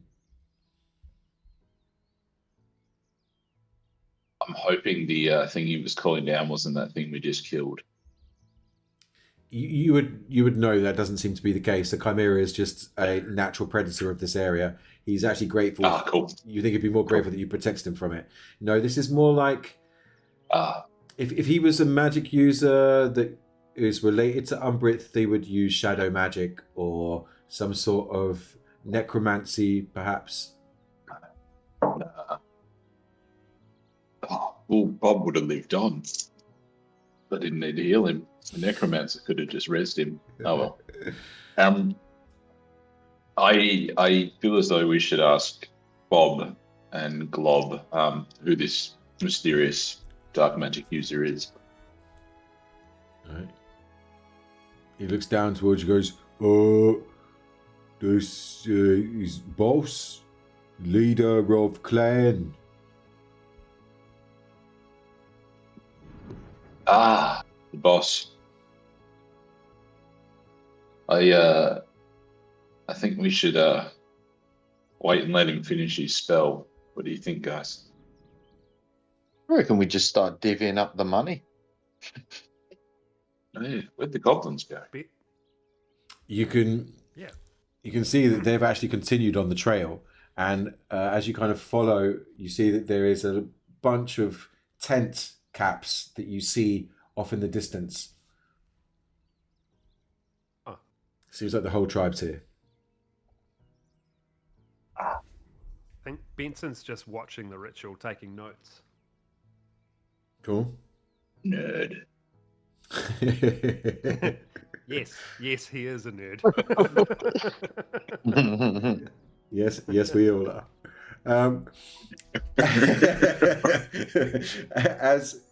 As you're kind of collecting the data, and this ceremony comes to a finish after about 15 minutes, and you see that he is now glowing with a kind of dark spectral aura. It seems to glimmer with like a blue sheen occasionally, and in the process he kind of seems to just start moving off towards you and towards Bob and Glob, and will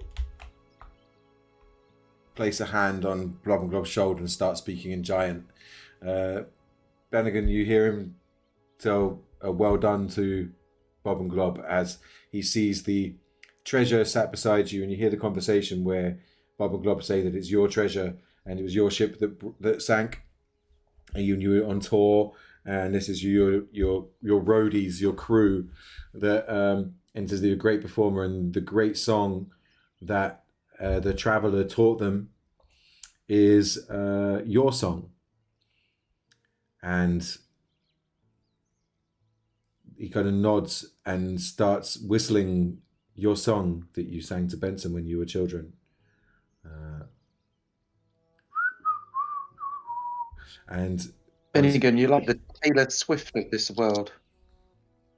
Yes. Say, How did you know?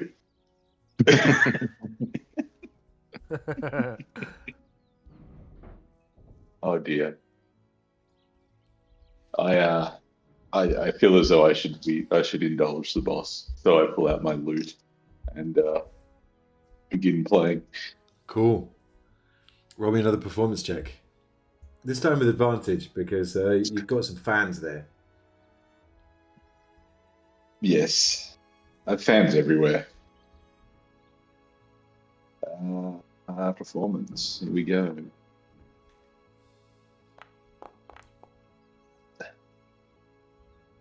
Okay. Roll it again, see if you get higher. Oh, that's right.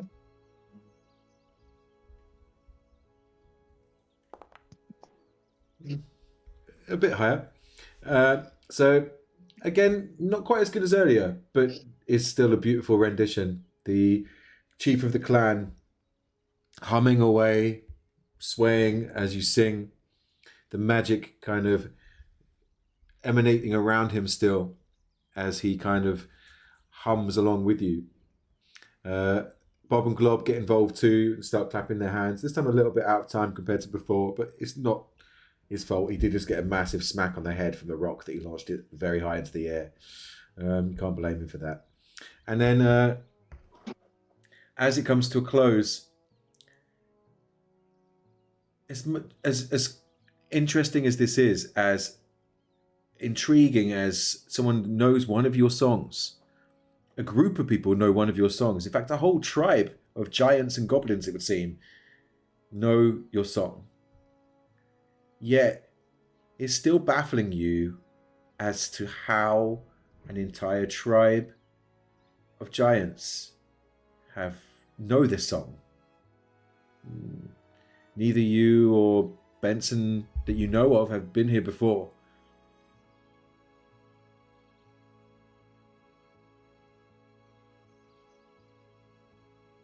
So, did you teach them this?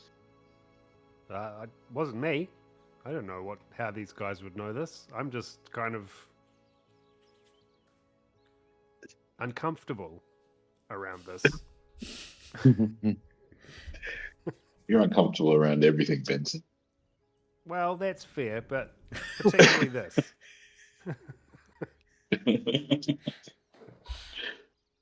Oh well, I'll take a fan base where I can get one. This is a song that takes me to my happy place normally, and now other people are singing it, and I just don't. Yeah, I don't know what to do with that. It's just too strange. What you're saying is you liked it. I'm gonna quickly whip out my viol and try and play the song too. Wicked. So roll me a performance check to see how you play along. And that's an 18. Nice. You do a perfect counter harmony and melody, and add an even more haunting sound to what is already a beautiful song.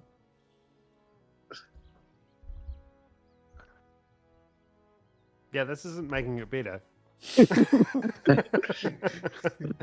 I'm just really uncomfortable. Look, Benson. Feeling a Benson. strange combination of brotherly support and strangers giving me brotherly support.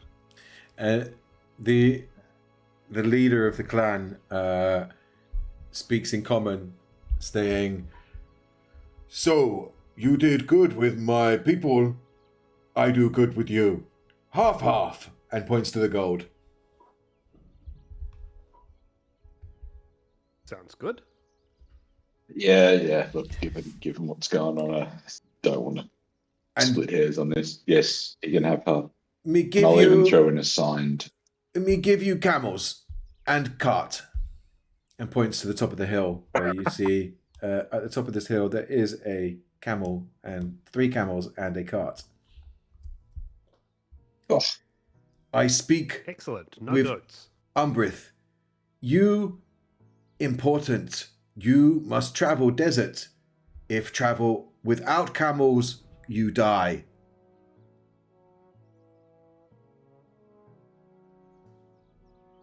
I begrudgingly, considering he's kind of saying we're not as cool as we think we are, accept the camels. Is he speaking common or giant at this He's point? speaking common, but kind of broken. Okay. Cool. Thank you. That's very kind of you. I think I'd like to go now. But perhaps my brother might want to speak to you more. And Benson is just gonna he's just gonna take himself away from this very uncomfortable situation that he finds himself in. Okay, cool. It's okay, Benson. I know you like Benson. It's okay. I know you liked this track before it was cool. Yes, I did. He's hiding behind a tree. He's covering Who knew his ears. Benson was such a hipster? Yeah. He does have the beard for it. I walk up and I start sort of making friends with the camels and getting used to them. I might make my way up the hill. Cool. Could Bennigan, did they mention anything about how they know this song? I'll ask. Actually, I would like to ask the boss giant. What is his name? Boss, what's your name? I am Oni. Oni. Like Tony, but with a silent T. He just nods. He's Oni Anza. I'm just glad he wasn't Ugo, boss. Oni.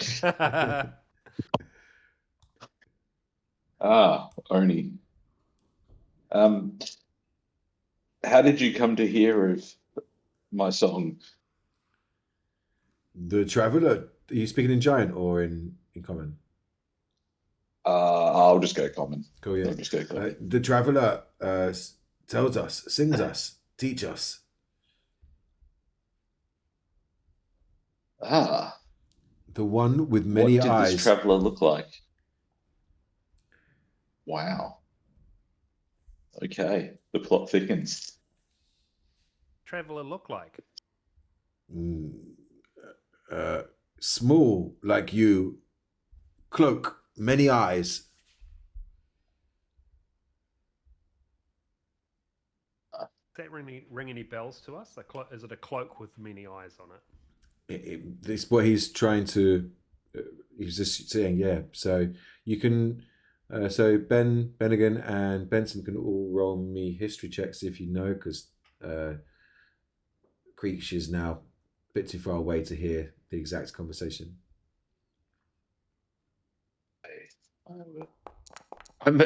Whilst all of this is going on, I'm literally just bringing the camels down, putting the gold in the back of the thing, and then just going back up to the hill again.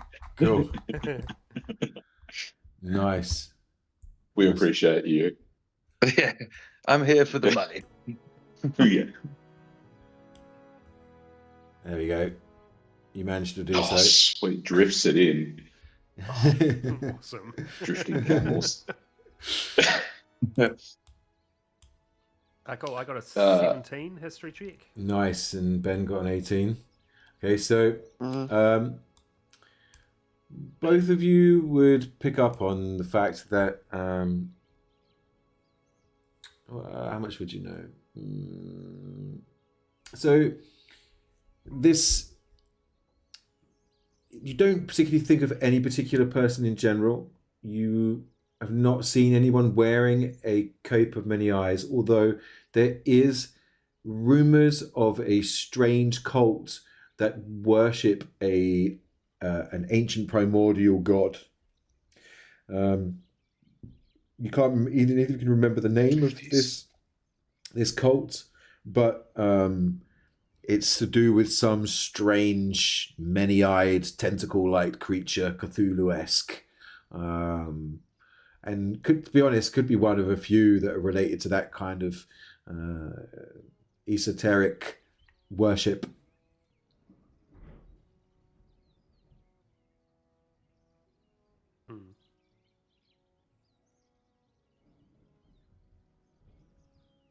Okay, that's. I'm starting to get some of Benson's uncomfortable feeling.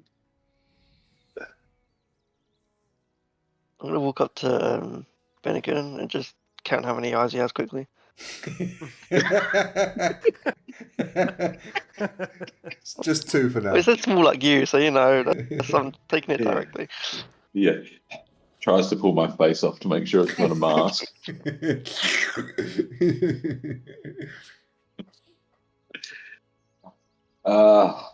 Okay. I had some pretty big nights out in the city, but I don't recall ever teaching my song to this many-eyed creature. Did you ever perform it publicly? No, not that I'm aware of, although there are some blank spots in my memory. Yes. You never were very good with remembering things. No. Mum always had to remind you. Yes. So I'm as confused as you are, Benson. That is quite confused. Yes. You perhaps never wrote the song down and lost the book containing it? No, not really. I Highly think we should. suspicious. Yes, it is very sus. I think we should be on our way. Perhaps should we? I'll ask the boss for some directions. Perhaps we should also fill up on water. Good idea. Fill up our water barrels in the. You would already see that there is a very large water container already loaded on the cart as it is pulled down. A week's worth. Excellent. In fact, it would be a week's worth for 4 people or a month's worth for 3 camels. You're welcome. Sweet. Amazing. Good job. Just I'm- been going to work over here, boys. Oh, thank you. I'm gonna just quickly go check out Ben. He took some damage. I'm gonna cast Mending on him. Oh, thank you. It doesn't really say what that will do, but It basically heals. repair a single break or tear in an It's like, I would say it's like healing word almost. It's a cantrip, so it would be So, yeah, minimal. so but slightly it does less. take So a minute to cast. I'd say 2d4. 2d4? Yeah, cool. I'll roll that.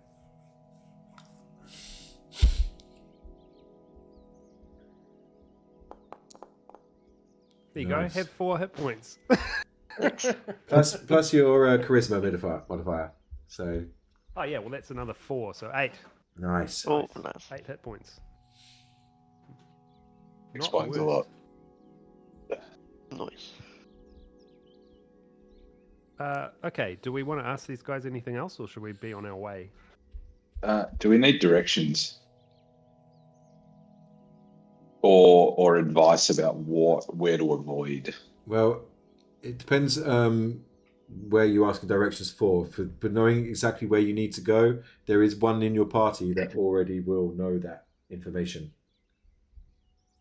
Oh, Oh, who has? so we should ask. Oh yeah, we should ask about dangers along the way. Should we show him the map that's and a good ask him idea. about dangers or highlights that's or a Yeah. good idea. kebab shop? Actually, can we ask him where to get a Yeah, kebab? kebab shop's a good idea. Yeah. I think after the night we've had, Oh, if we carry on this night, I'm gonna need a munchies box or something for sure. Mm. So he basically says, map useless here. All cities move like mine. And he points to the sea of tents that you see off in the distance, further down this valley and within the woods. Goes, we give you kebab before you go into desert.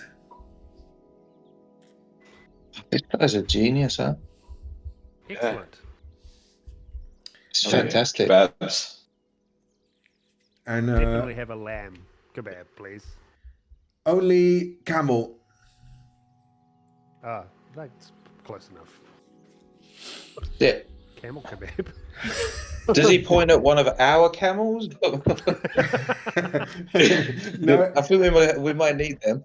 you can already smell it roasting on the wind, so you don't think it's one of your cows. Oh, good. Okay, well, I have my good. sword ready just in case, because I was going to defend these camels for my life. The camel kind of spits on the floor in front of you in respect, almost like, thanks, dude. I got your back too. And there is you're led through the valley to the edge of the encampment, where you see it is like a city of tents. There are kind of lean-tos and shack-like buildings with shops and like basic housing for each of the inhabitants, and a very well-knit, tight-knit community of varying different types of giant, ogre, goblin, and orc, all mingling together. And he takes you to a stall that's run by a bugbear, a bit taller than Creach, much heavier build, and he says to goes, I've got lots of exotic meats. I have camel kebab, and I have camel burger. Oh, nice. I could We- murder a camel kebab. The murdering's already been done, Yeah. my friend. That's why it's a kebab. That's some classic excellent. bugbear humor. Yeah. We'll take 8. 8! Right, that's half a camel. Wicked, okay. And he slaps 8 onto the like hot coals you see before you. The hissing of the meat as it slaps against the grill. And not before long. Do you guys want anything, or? Just for you. Epic. Can I have one without the camel, please? He looks at you very strangely. I'm used to that. You And he's never like, really did get over the goat incident, did you? Yeah. I'm kind of. I've also got. Yeah. I'll just have the. I'll just have the salad, please. the bugbear goes salad, and he goes, Kevin, this no one wants you. And you see this kind of very strange looking creature that just piles out of one of the tents. It's about 15 foot tall and scoops out of one of the bigger tents. It is grey skinned and it's kind of slime like. It's almost like a huge amphibious creature that just goes, yes, what do you want?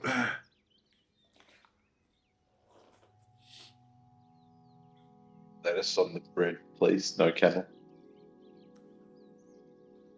And he looks towards the bugbear and looks towards the gnome. He goes, what are you talking about? And the bugbear goes, well, he asked for a slard.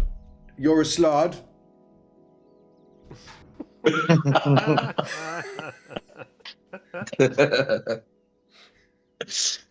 Oh dear. And the confused look on this creature's face. I believe it. I just haven't seen a slide in a very long time. It's good to see one. I had a friend who was a slide back many years ago. You don't know potato salad, do you?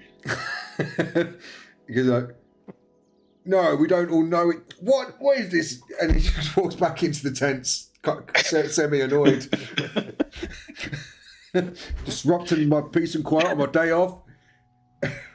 And then you see around you that as much as there is no obvious greenery to eat that they are aware of, there are plenty of edible plants that are laying around the tents in some way or another. There is certainly some green leaf and chard laying about that you can easily pick and create a salad out of. Thank you. I'll proceed to go and make myself a salad. Nice. There is also some kind of cactus fruits that you can add in there for some extra vitamins. And excellent. Soon you are all well fed and loaded up with extra supplies for the wagon. There's some camel jerky that they also give you along with the water that you already possess.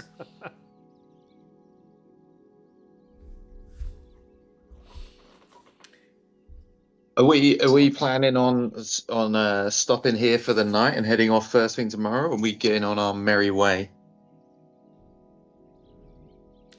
If you do not stop here, you will be sleeping in the desert with less protection and higher risk of... Yeah, because yeah.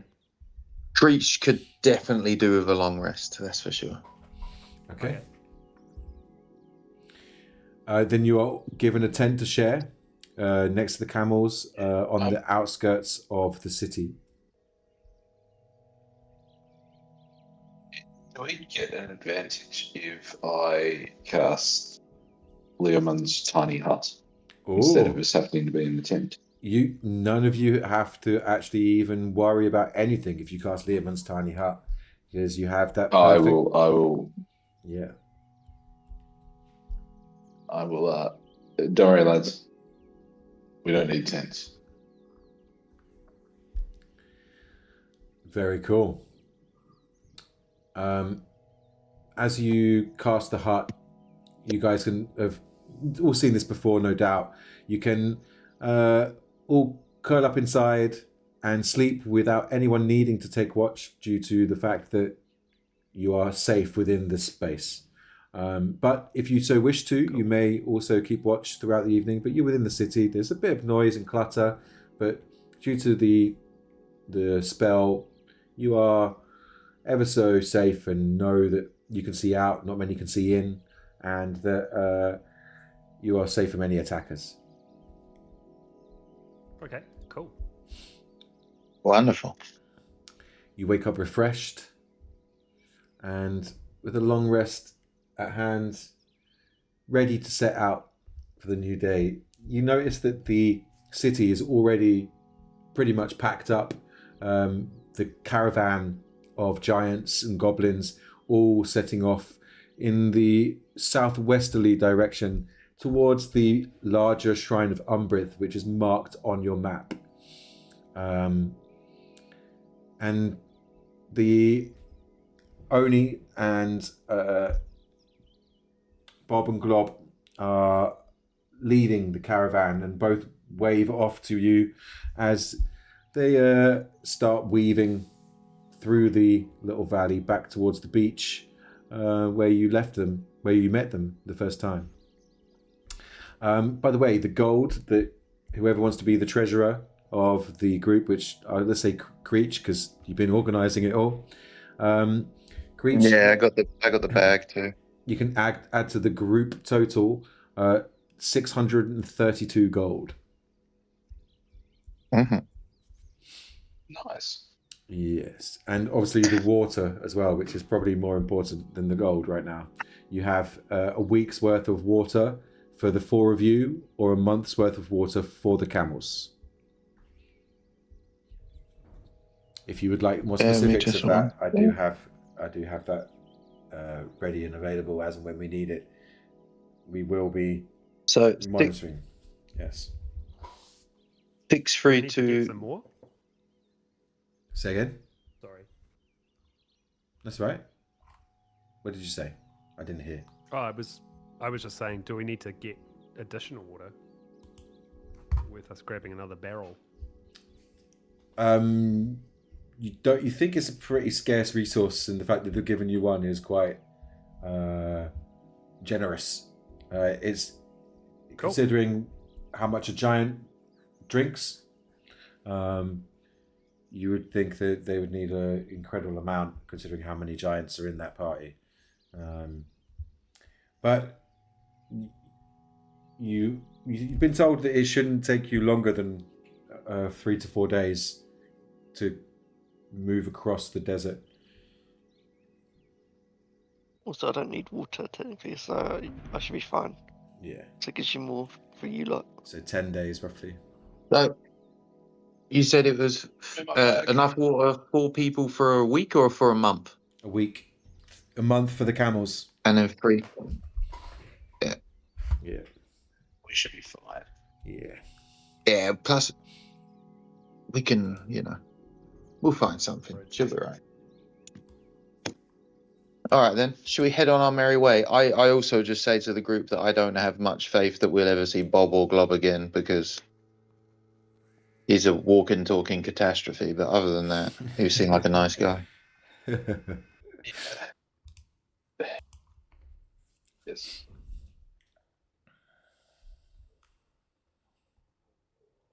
Awesome. Oh, epic.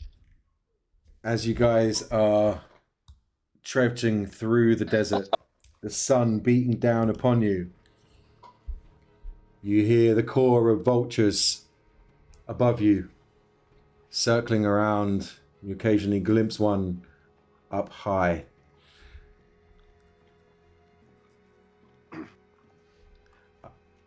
Let me bring up... Zap it with my Eldritch Blast. Easily, as it hits the floor and lands on top of a cactus. There we go. So, the sun is no longer something that just gives light and joy to your lives. It's a thing with teeth gnawing through your skin and into your very willpower itself. I need all of you to roll me a con save. Do I get any advantage because I don't technically have proper skin? Yes, but you would be a fire hazard to the the car because you're a conductor. Ooh. Cool. Okay. So, Benson. Sorry, before that, Creach, what did you get for your con save? 8. Okay. So both Bennigan and Ben, you seem to shrug off the heat. The pressure is mounting upon you, but both Benson and Creach, the sun is way too much. It is just beating down upon you. You both take a point of exhaustion. The water seems to taste like copper in your mouth as you sip it. It's not even giving you the satisfaction of being hydrated. It's almost like you're so dehydrated that it barely keeps your mind together. The hours pass. The camels, seemingly hardy and not paying much attention to the sun or the barren landscape that surrounds you. I need all of you to roll me a wisdom, survival, or nature check.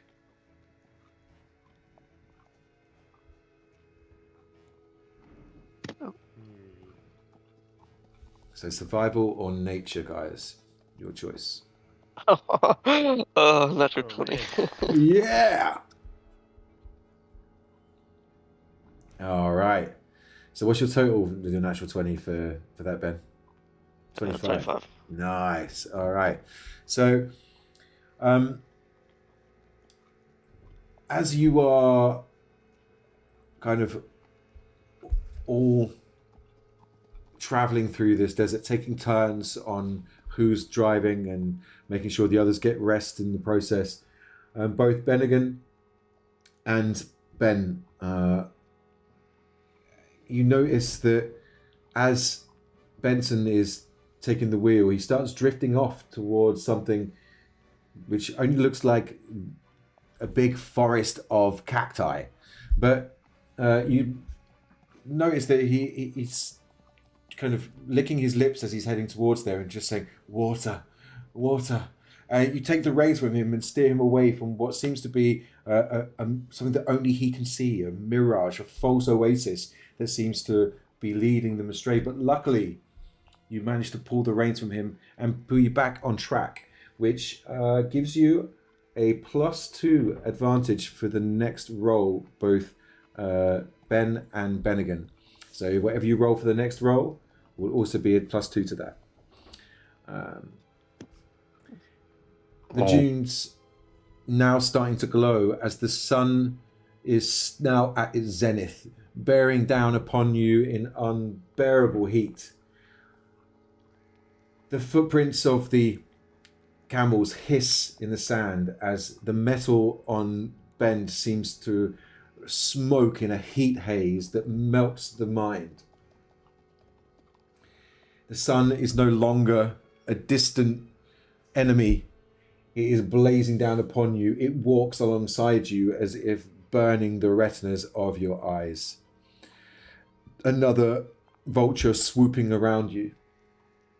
I need you all to roll me Constitution saving throws.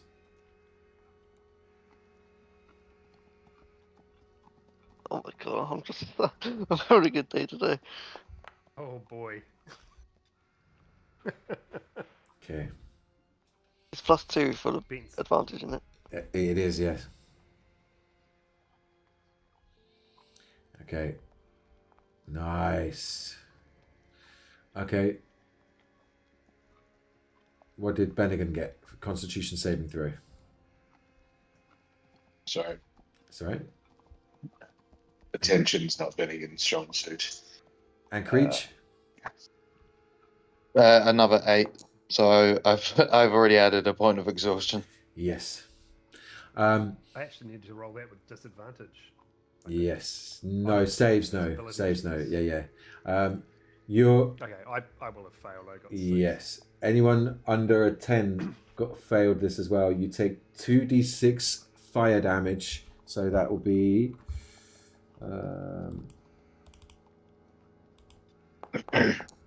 as you guys suffer heat stroke, taking 7 points of damage, and you also take another point of exhaustion. It is now devastatingly hot. There is a strange kind of sluggishness Tiny to hut work on the back of this. Would a tiny hut work on the back of the cart? I was just thinking that. Can I put my tiny hut on my cart? It would.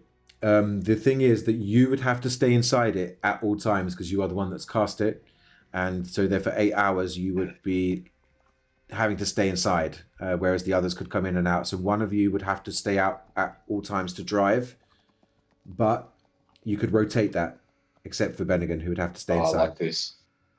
I'll just drive. I'm happy to drive. Yeah, it sucks to be me, guys. I'll be inside. Okay, so Bennigan's the only one that would no longer have to continue making any more checks. But it's you cast him as Tiny Hut, and who's going to take the first watch in driving? Ben's gonna drive. Great. Okay, so Ben, you're going to be sitting on the front, and you now suddenly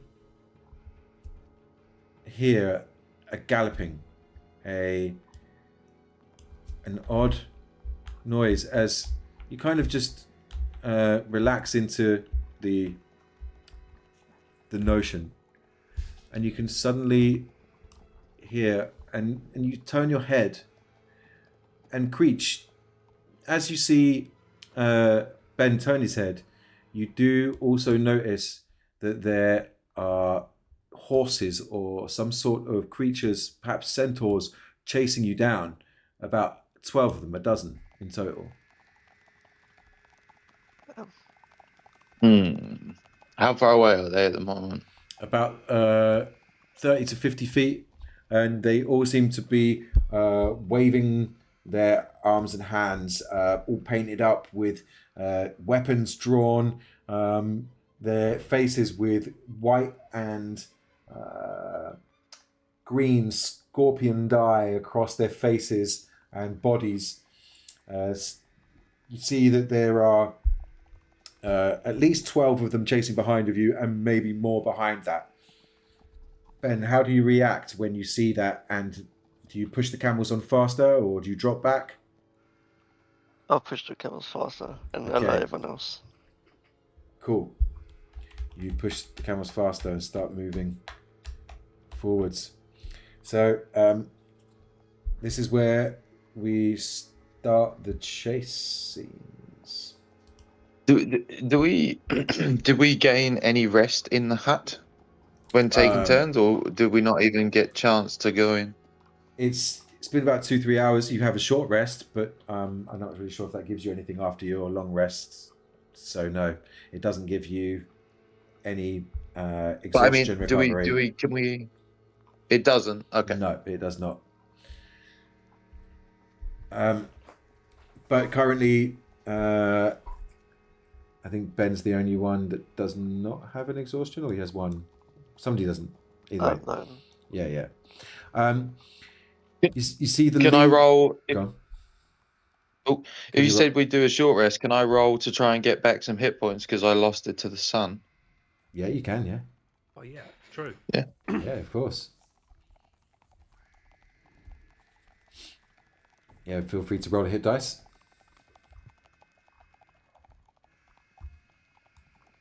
Oosh, nice. That took me up to full. Hell yeah.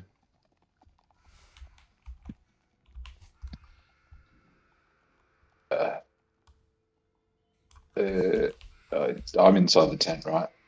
Yes. What's going on out there, guys?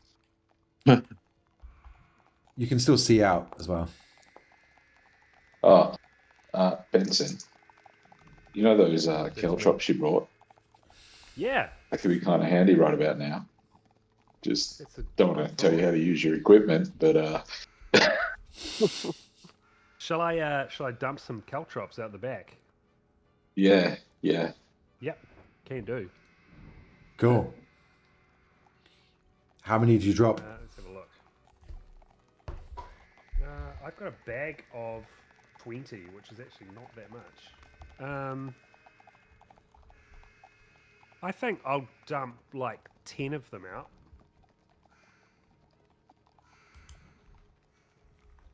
All right. You throw a handful of caltrops out into the sand behind you. The creatures behind, lots of them having to fall back and avoid said caltrops to not permanently injure themselves, and they tend to wave more. One of them throwing a spear towards the back of the cart in anger.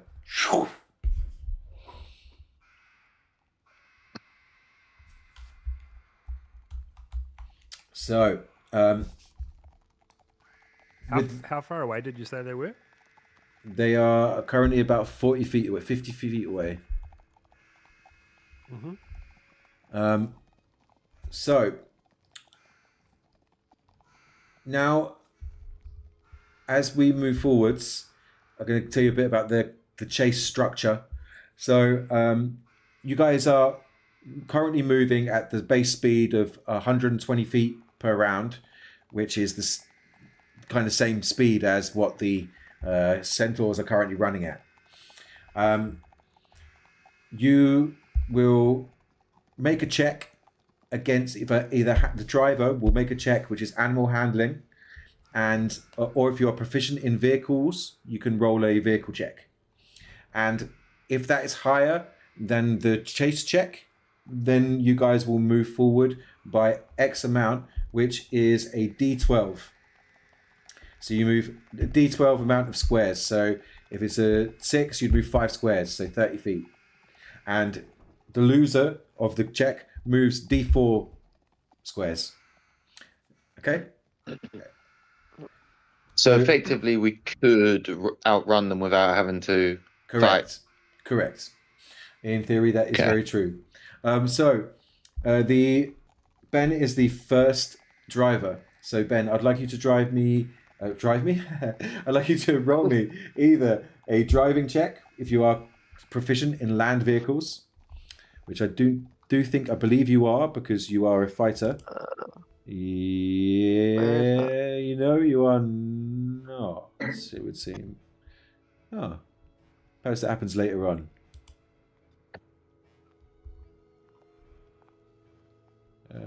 Tool proficiencies.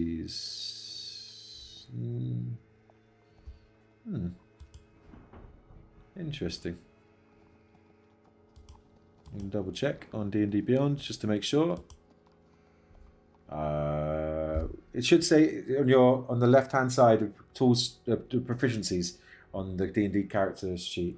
It's next to like languages and dark vision and that text there. I don't have anything for that now. Okay, so in that case, it's an animal handling check. 17 plus 2. 19 then. All right. I will roll the check for the centaur. That will be... Okay. You succeed. So you roll me a d12, and I roll them a d4. I need to find my d12 now.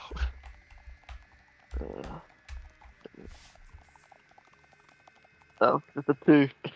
Okay, you move forward 2 squares. So I'll move you forward 2 squares. They move forward 4. So they actually gain 2 squares on you. Oh no. Mm-hmm. Then it will be... They're chasing you down and you then be switching drivers. So who's going to take up the next driving check? I'll grab it. My animal handling's not bad. Okay. You switch up with Ben, and Can I, while he's doing that, can I hang off the back of the cart? How far away did you say they were? they are now 35, 40 feet away, the front one.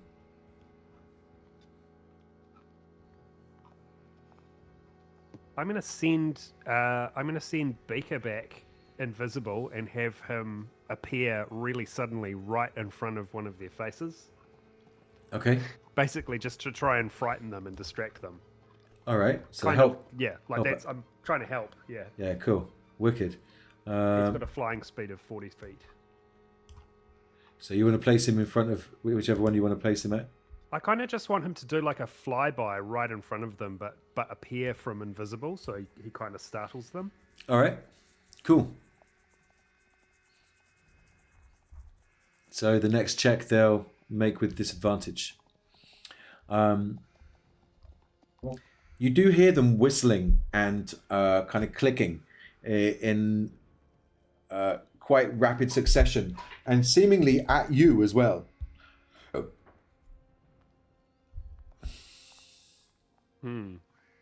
Specifically Benson or just us as a cart? You guys in general. Oh, okay. I was just going to throw Benson to them if that's who they want. And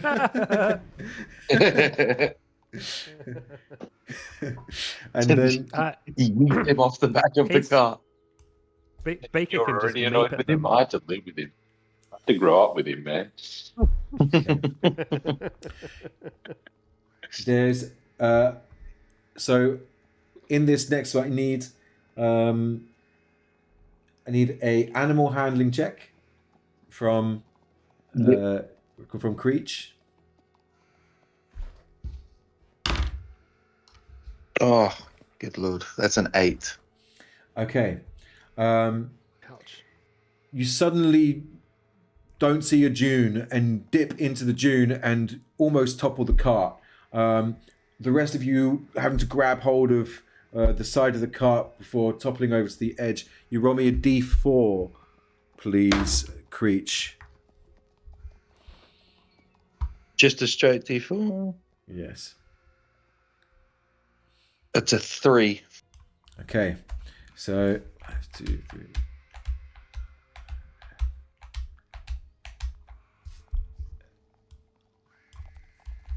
Oh, they're getting uncomfortably close now, aren't they? And you guys, 1, 2, 3. Yeah, you see them now chasing you down. They are getting well close. The leader, you can see, is also a centaur, but the lower half seems to be of a lighter color, more powerful build, and much, much taller than the others around it, wielding a huge double-headed great axe that seems to be just resting in their hand as they're clicking and whistling towards you. And you then see one of them peel off slightly further than the rest on one side, and another one doing the same on the opposite side.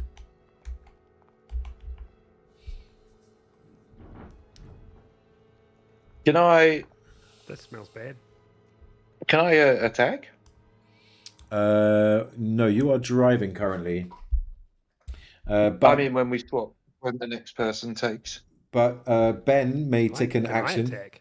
You have already sent out. I've beaked. Yes. So, I but think I'll just firebolt them. cool. Which one are you going for? Oh god. The one closest to me, so the bottom one. Cool. Roll an attack.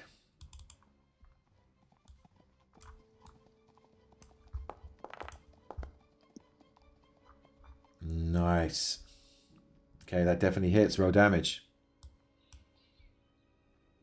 Oh god.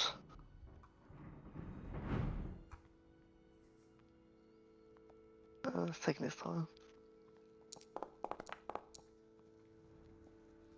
That'll do. Okay, nice. 10 points of damage. All right. You see the firebolt strike, the centaur shout and start whistling at you once more. And within that, you see the one in the center whistle, and all of the others seem to pay attention, and they all drop back, slowing down almost to a stop and letting you continue. And Just a quick question. Does 5-volt count as like because I have 2 attacks? Does 5-volt count as 1? you would take two bolts, take another one at them. Go for it. Yeah, I did that then. Oh, God.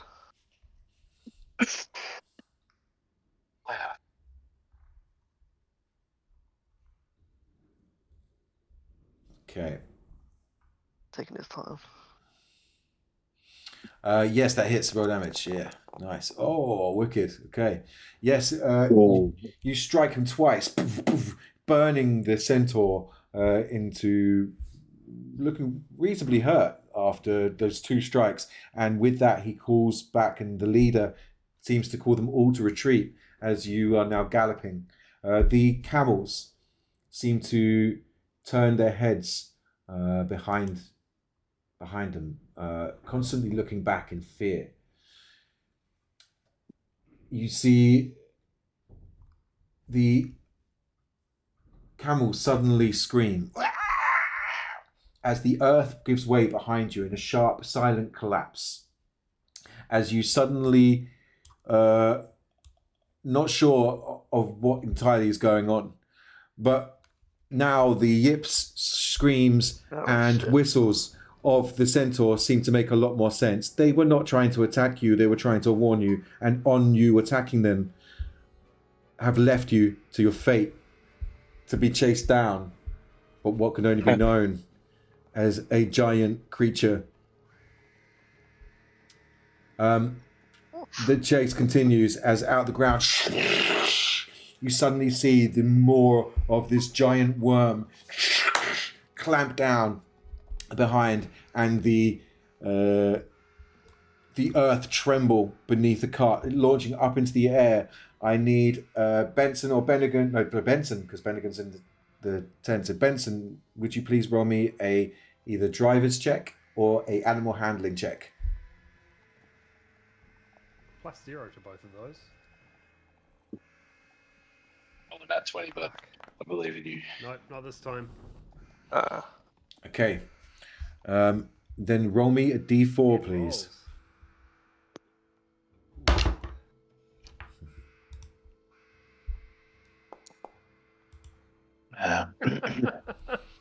Okay, so you move. So bad. You move 1 square forwards. The worm leaps into the air and dives under the sand before you. Silence. Only the sound of your heartbeats pounding in your chests and the clatter of hooves and wheels churning through the sand as the camels squeal wildly in absolute terror, not knowing where this threat is going to come from next. I need all of you to roll me perception or insight to see if you can guess what is happening next, or gain some kind of insight as to where it's coming from. Be nice to roll above a 10. Yeah, me too.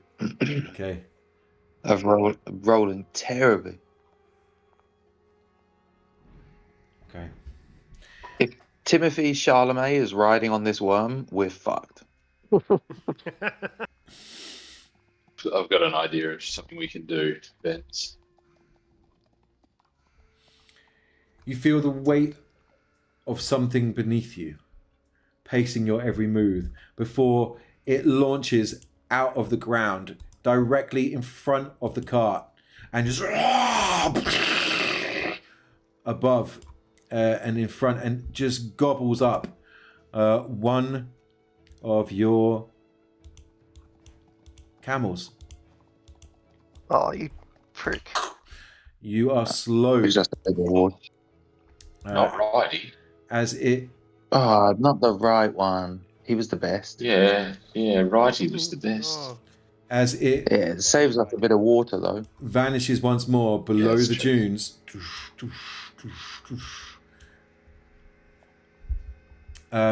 And you drop back your standard pace, now dropping you back 30 feet per round, so 6 squares. You need to roll that d12 real high each time now.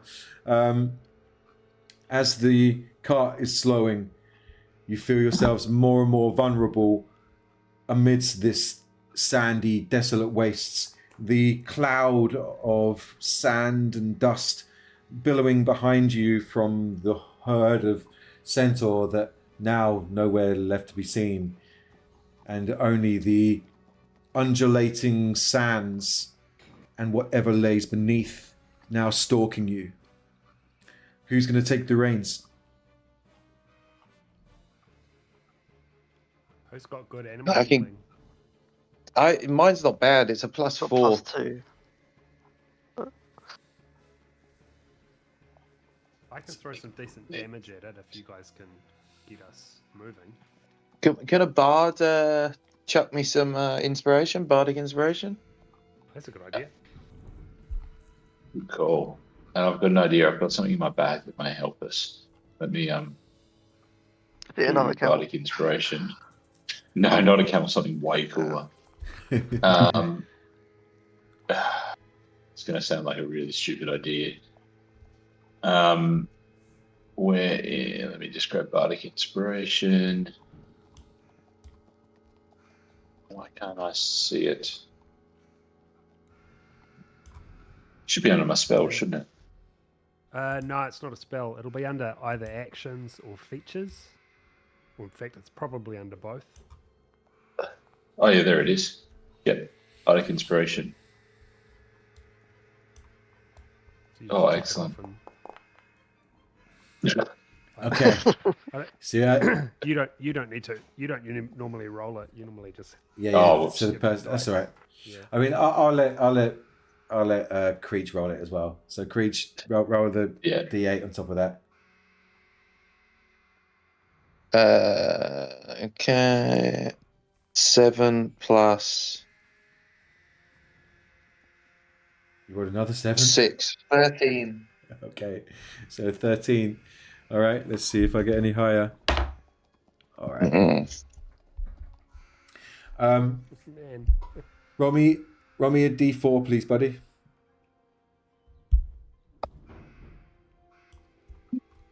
It's 3. Okay, so you move. Bye, guys. Yeah, you get left behind. Woo! You move forward. The sand's still eerily quiet as before you. You're looking around frantically to see what's happening. What do the rest of you guys want to do in the process of waiting to see what happens here? I think I'm gonna. I've got an idea. Okay. Run it, man. Right. I've got an immovable rod. Can Beaker press a button? Yeah, I guess you can. Yeah. Okay. So here's my idea, right? We're going to wait for the worm to come from behind us. You're going to drop the immovable rod out the back and press the button so it stays put. The worm chasing us is going to hit that rod at full noise and mess itself up. And then we just need Beaker to press the button and grab the rod back for us. Nice. You like that? That Okay. Sounds good. Was Can that the item? Was that the item that you brought? That's sick. Yeah. Okay, I love an so immovable rod. I read it and I just went, that is something that I've got. Yeah, that's Yeah, So- we've used it before in something. It's wild. roll me so a does that work? Does that roll seem me- like a reasonable plan, Pens? roll me an intelligence check. This is to gauge whether you can judge where the beast will spring from. That'll be Benson dropping the rod. I'm just going to hand it to him because I'm in the tent. All right. Okay. Okay. Intelligence. Yes.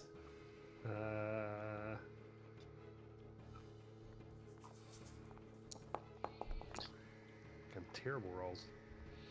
All right. You're not certain whether it's going to come up chasing from behind you or it's going to go for the camels again.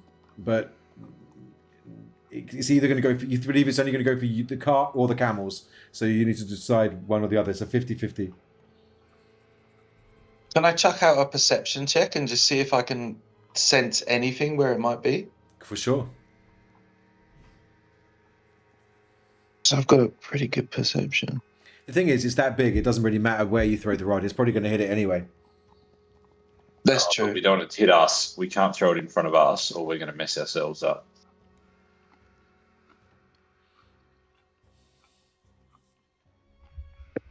So what was the perception check? 12. 12. Not so good. You do not notice anything. You just see so many undulating dunes of roiling sand that the worm seems to come out of nowhere as the cart seems to launch itself into the air. The camels squealing as they both just get their heads chomped off. Your cartwheeling. Oh no. Benson, you have a reaction to launch and throw said rod in the path of this creature. Roll me let's roll me a standard attack roll. Can I roll it with Dex? Yeah, that's fine. So dex check Yeah. with proficiency. So bad. 11. Okay, you misjudge the placement of the rod, and it kind of clips the edge of the wheel as you click the button and part of the creature. It does rip through it for a split second, but not long enough to cause any major damage to it, and both the camels are destroyed as the bodies of the camels collapse into the sand. So does the front of the cart, and you all go flying through the air, traveling at still fairly high speeds. I need all of you to roll me dexterity saving throws to see if you take full damage or not.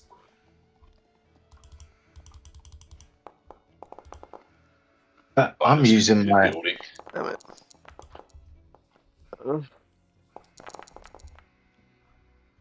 Okay, that is everyone failing apart from Bennigan, I believe. What did you get, Creach? 16. Creach. let me just double check it.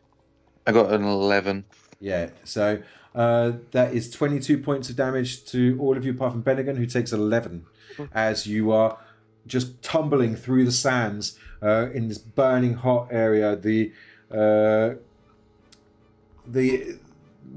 bruising and grazing as you smash into the ground, your cart completely destroyed, the camels dead, and the creature that has been hunting you vanishes below the earth. You not sure if it's had its fill of said food. And let's stop the... Sorry, I'm just going to stop the scrolling because you guys are no longer moving. There we go. Ooh.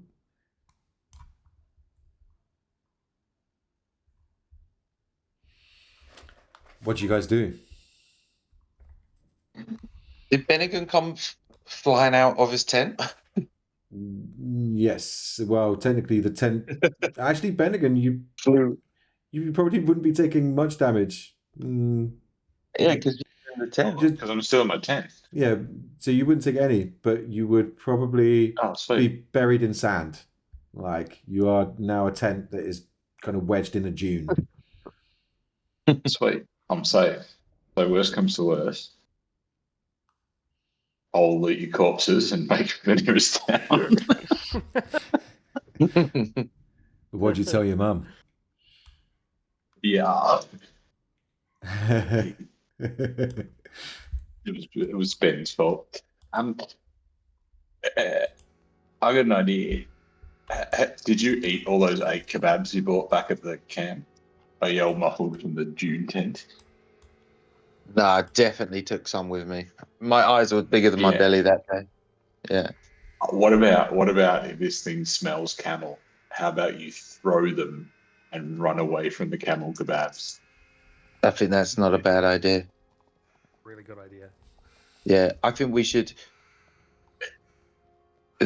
launch them as far as possible away. Hmm. And then I think I we tell you should what, try I've got and an get into idea. the tiny hut for a rest. Asmo, Yeah. how do you like if I skewer the kebabs onto an arrow and fire my longbow as far away as possible from us? Cool. I'm down for that. Yeah. Yeah. All right, let's do that. There's also fresh bits of camel bloodied up, laying all around you in pieces as well. You don't have to use the already Yeah, cooked. maybe we That's should also use a true. bit. Yeah, let's keep the kebab. Yeah, good idea. Yeah. Don't Yeah, waste the kebab. The water has been Yeah, don't destroyed, waste though. it. Just so you're aware. The gold is The what? scattered. The water has been destroyed, and the gold is scattered amongst the sand. Oh no, the gold's in the bag of holding. Oh, okay. Because when you said you were loading up the cart, I wasn't too sure what you meant. But okay, Yeah. cool, No, cool. the gold. I Okay. stuck all the gold in the bag of holding. Cool. The water's gone though, which is probably more important right now. Yeah. Oh, no water. Says Yeah. the robot. Oh no. So yeah, you managed That's to fire right. that arrow covered in kebab. Well, covered in camel. And it lands in the desert far away from you. Yeah. And I suggest to everyone that we start trekking the opposite direction. Or do you just hop in the tent? Because I've been flung over the June. Is the tent invisible to people from the outside? It is, yes, but you can't see in. They can just see an opaque tent. Mm. But you can make it any color you like. So you can make it kind of sand color, say, or yeah, it's definitely sand colored. Should we? Looks like Are we June. just gonna cotch in the tent for now? Can somebody grab my rod, please? Yeah, Beaker can grab that for Yeah, sure. cool. Thank you. We might want to hurry up. I'm scared of this monster. Yeah, hop in the tent. Okay, do you cast the spell again? So it has another 8 Right, hours. we'll jump in. I thought it was still up. It is, but you haven't got much time left. You've been traveling for hours, and I think we should maybe make a bit of we should move first and then cast it. What do you think, guys? Yeah, that's That's a good idea. Yeah. Nope. Let's go north. It's all right. Creach saw the first Dune movie. He knows how to walk in the sand properly, so that they don't know where we're going. Oh yeah, we single file. Yeah. Do that funny walk.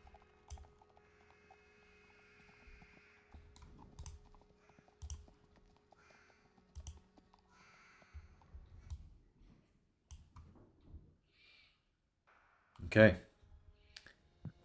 All right, let's I'm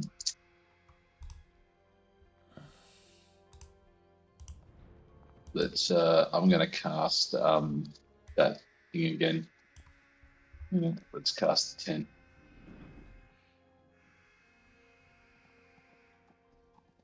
I've cast Lemon's Tiny Hut, and it is sand colored. Okay. Although,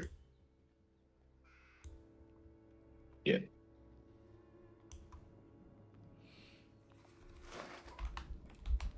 As you cast Lehman's Tiny Hut again, and you all set up encampment moving to the north of your crash site, you do see where the remaining camels are. that there is a swoop and then a scoopage of said camels as the beast launches out of the ground once more, devouring what was left. And throughout your time within the hut, you do see it appear multiple times around you. But towards the end of the time in the hut, where you guys can mark off a long rest, you are no longer plagued by its presence. It seems to have, at least for now, gone elsewhere. Oh, I didn't mean to take you guys with it. Oops. Sorry, guys. Hey. Sorry. Is Benson still out? No. Where are you all? Is everybody on the map? No. Who's missing? Except Baker isn't. Okay, where's Bennigan as well? They're behind each other. Yeah, actually. Okay. Yep, there we go. Cool. Yeah, and so you can all mark off long rests. So Okay. some of you will have some of those exhaustions removed. Yeah. I've Thank got God. one level.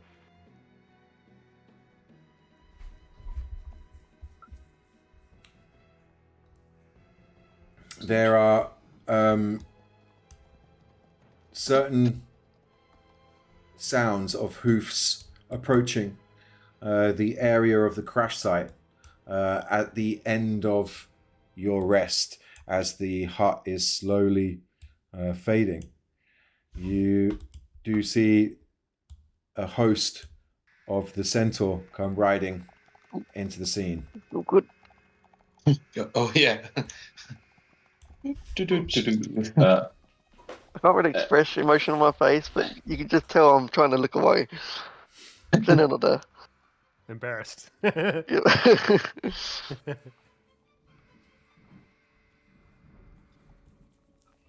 The thing is, we don't know that they were trying to warn us. Like, Well, well, Yeah. I that's think true.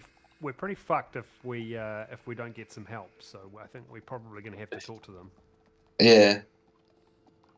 Since we've I'll use my. your charm. I've got an important question about them. Mm-hmm. How are the centaurs wearing their pants?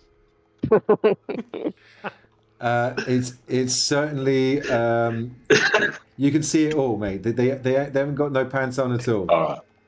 But All right, if they okay. did, We're dealing with pantsless centaurs. if they did, then you can see some of them were wearing like barding or whatever it's called barding, Yeah. I think, that the armor for horses. But it's more like they've got kind of cloths over them rather than trousers. Okay. All right. So if we have to fight Ben's, go low. They're unprotected. Okay. Definitely. Leathers.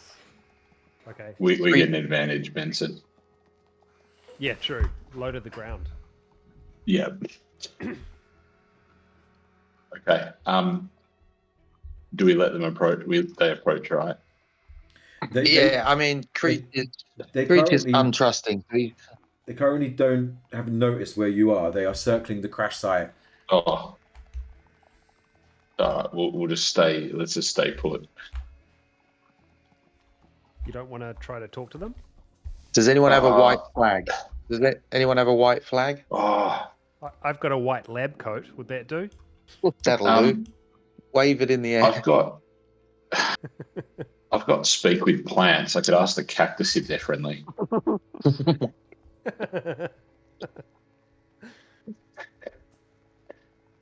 I did just pick all the stupidest spells. Do you want me We to could ask offer the them cactus? rations. We've got a lot of rations we could offer them. Yeah, true.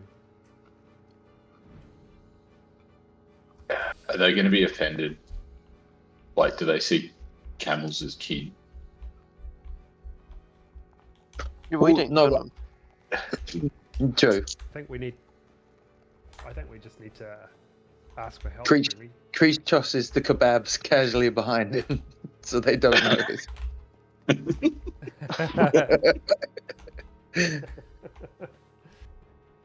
Yeah, let's go say hello, shall we not? I mean, I'm very untrusting, so I'm sort of towards the back, weapons kind of drawn, but not, No, Yeah. Benson's definitely Yeah. trusting. They're going. Hail and well met. Oh.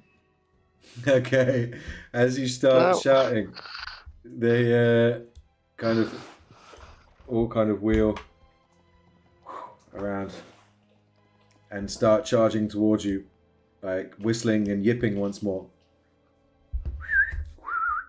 Does anyone speak whistle? Oh, just Play deep bird flute. speech and. Oh, you should. Yeah, bird pipes. I've got bird pipes. Give him a whirl, bro. Give him a whirl. Yeah. And does anyone speak thieves' cant or sign language? Oh, I speak common Yeah. language. Okay. So who No. said no one speaks the sign language? Oh, I have common sign language, yeah. Cool, sweet. So you managed to pick up the fact that they are also using hand signals as well as their whistlings and chirpings, and you pick up some of it. It's a bit of a strange desert dialect of communication, but it does cut through over the sands and storms that they would have here.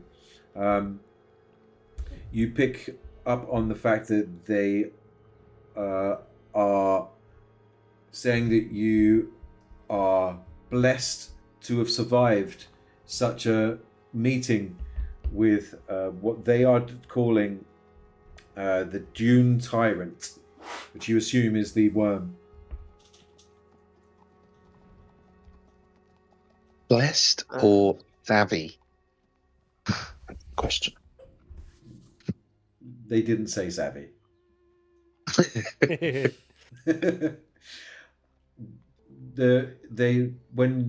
pick up on the fact that you understand their sign language somewhat. They are fairly intuitive. The one which is slightly larger than the rest kind of moves closer and round to kind of face the group, and they present themselves and signing communicate.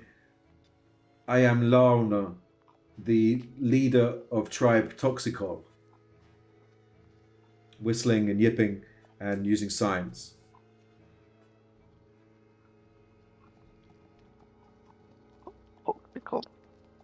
Tribe Toxicol. Speak on our behalf. Yeah. Ben. Okay. What do we want to address them with? Okay. Say I am B.E.N.N, leader of the.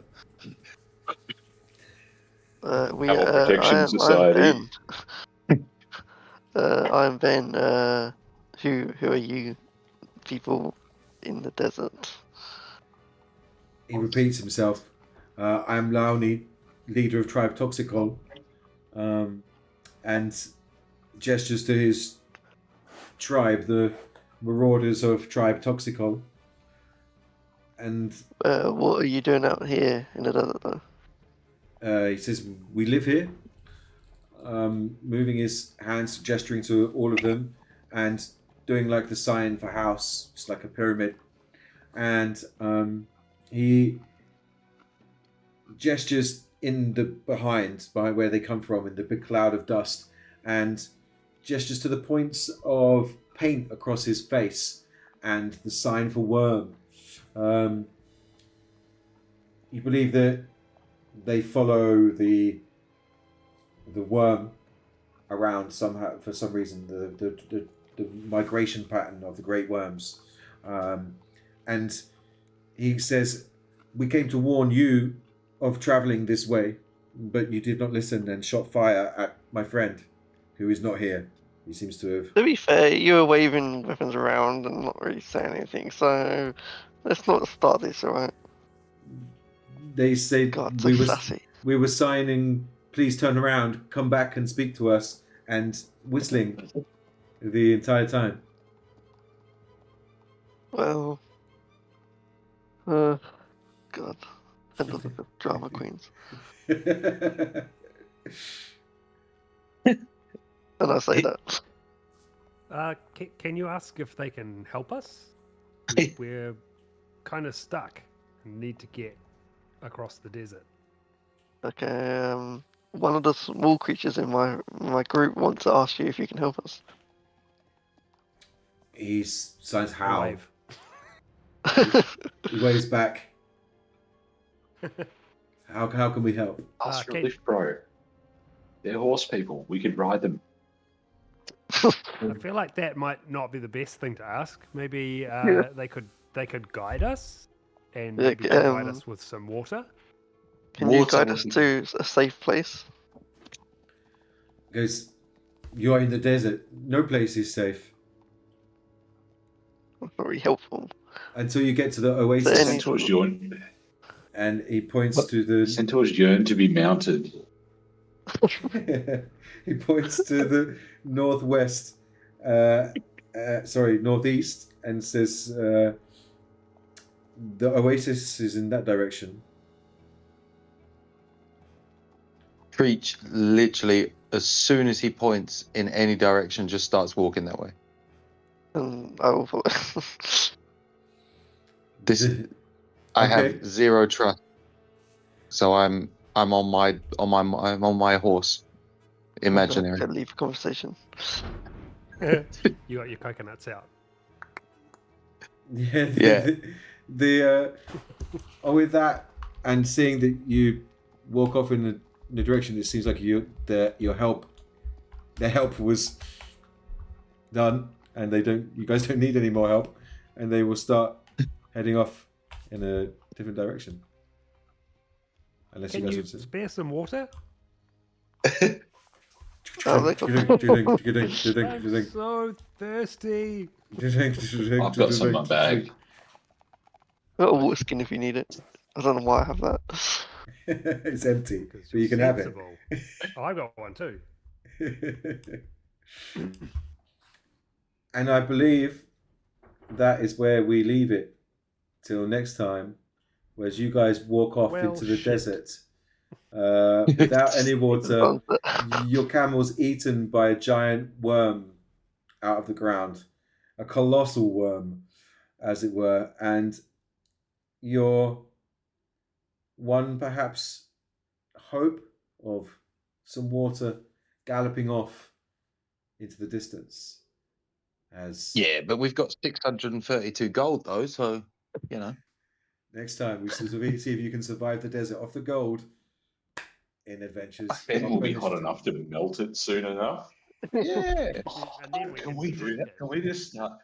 Can we just start I have 10 melting health gold potions. pieces on Ben so he's a gold? Like it'll be like C3PO. C3PO, hell yeah. I'm down. Yeah.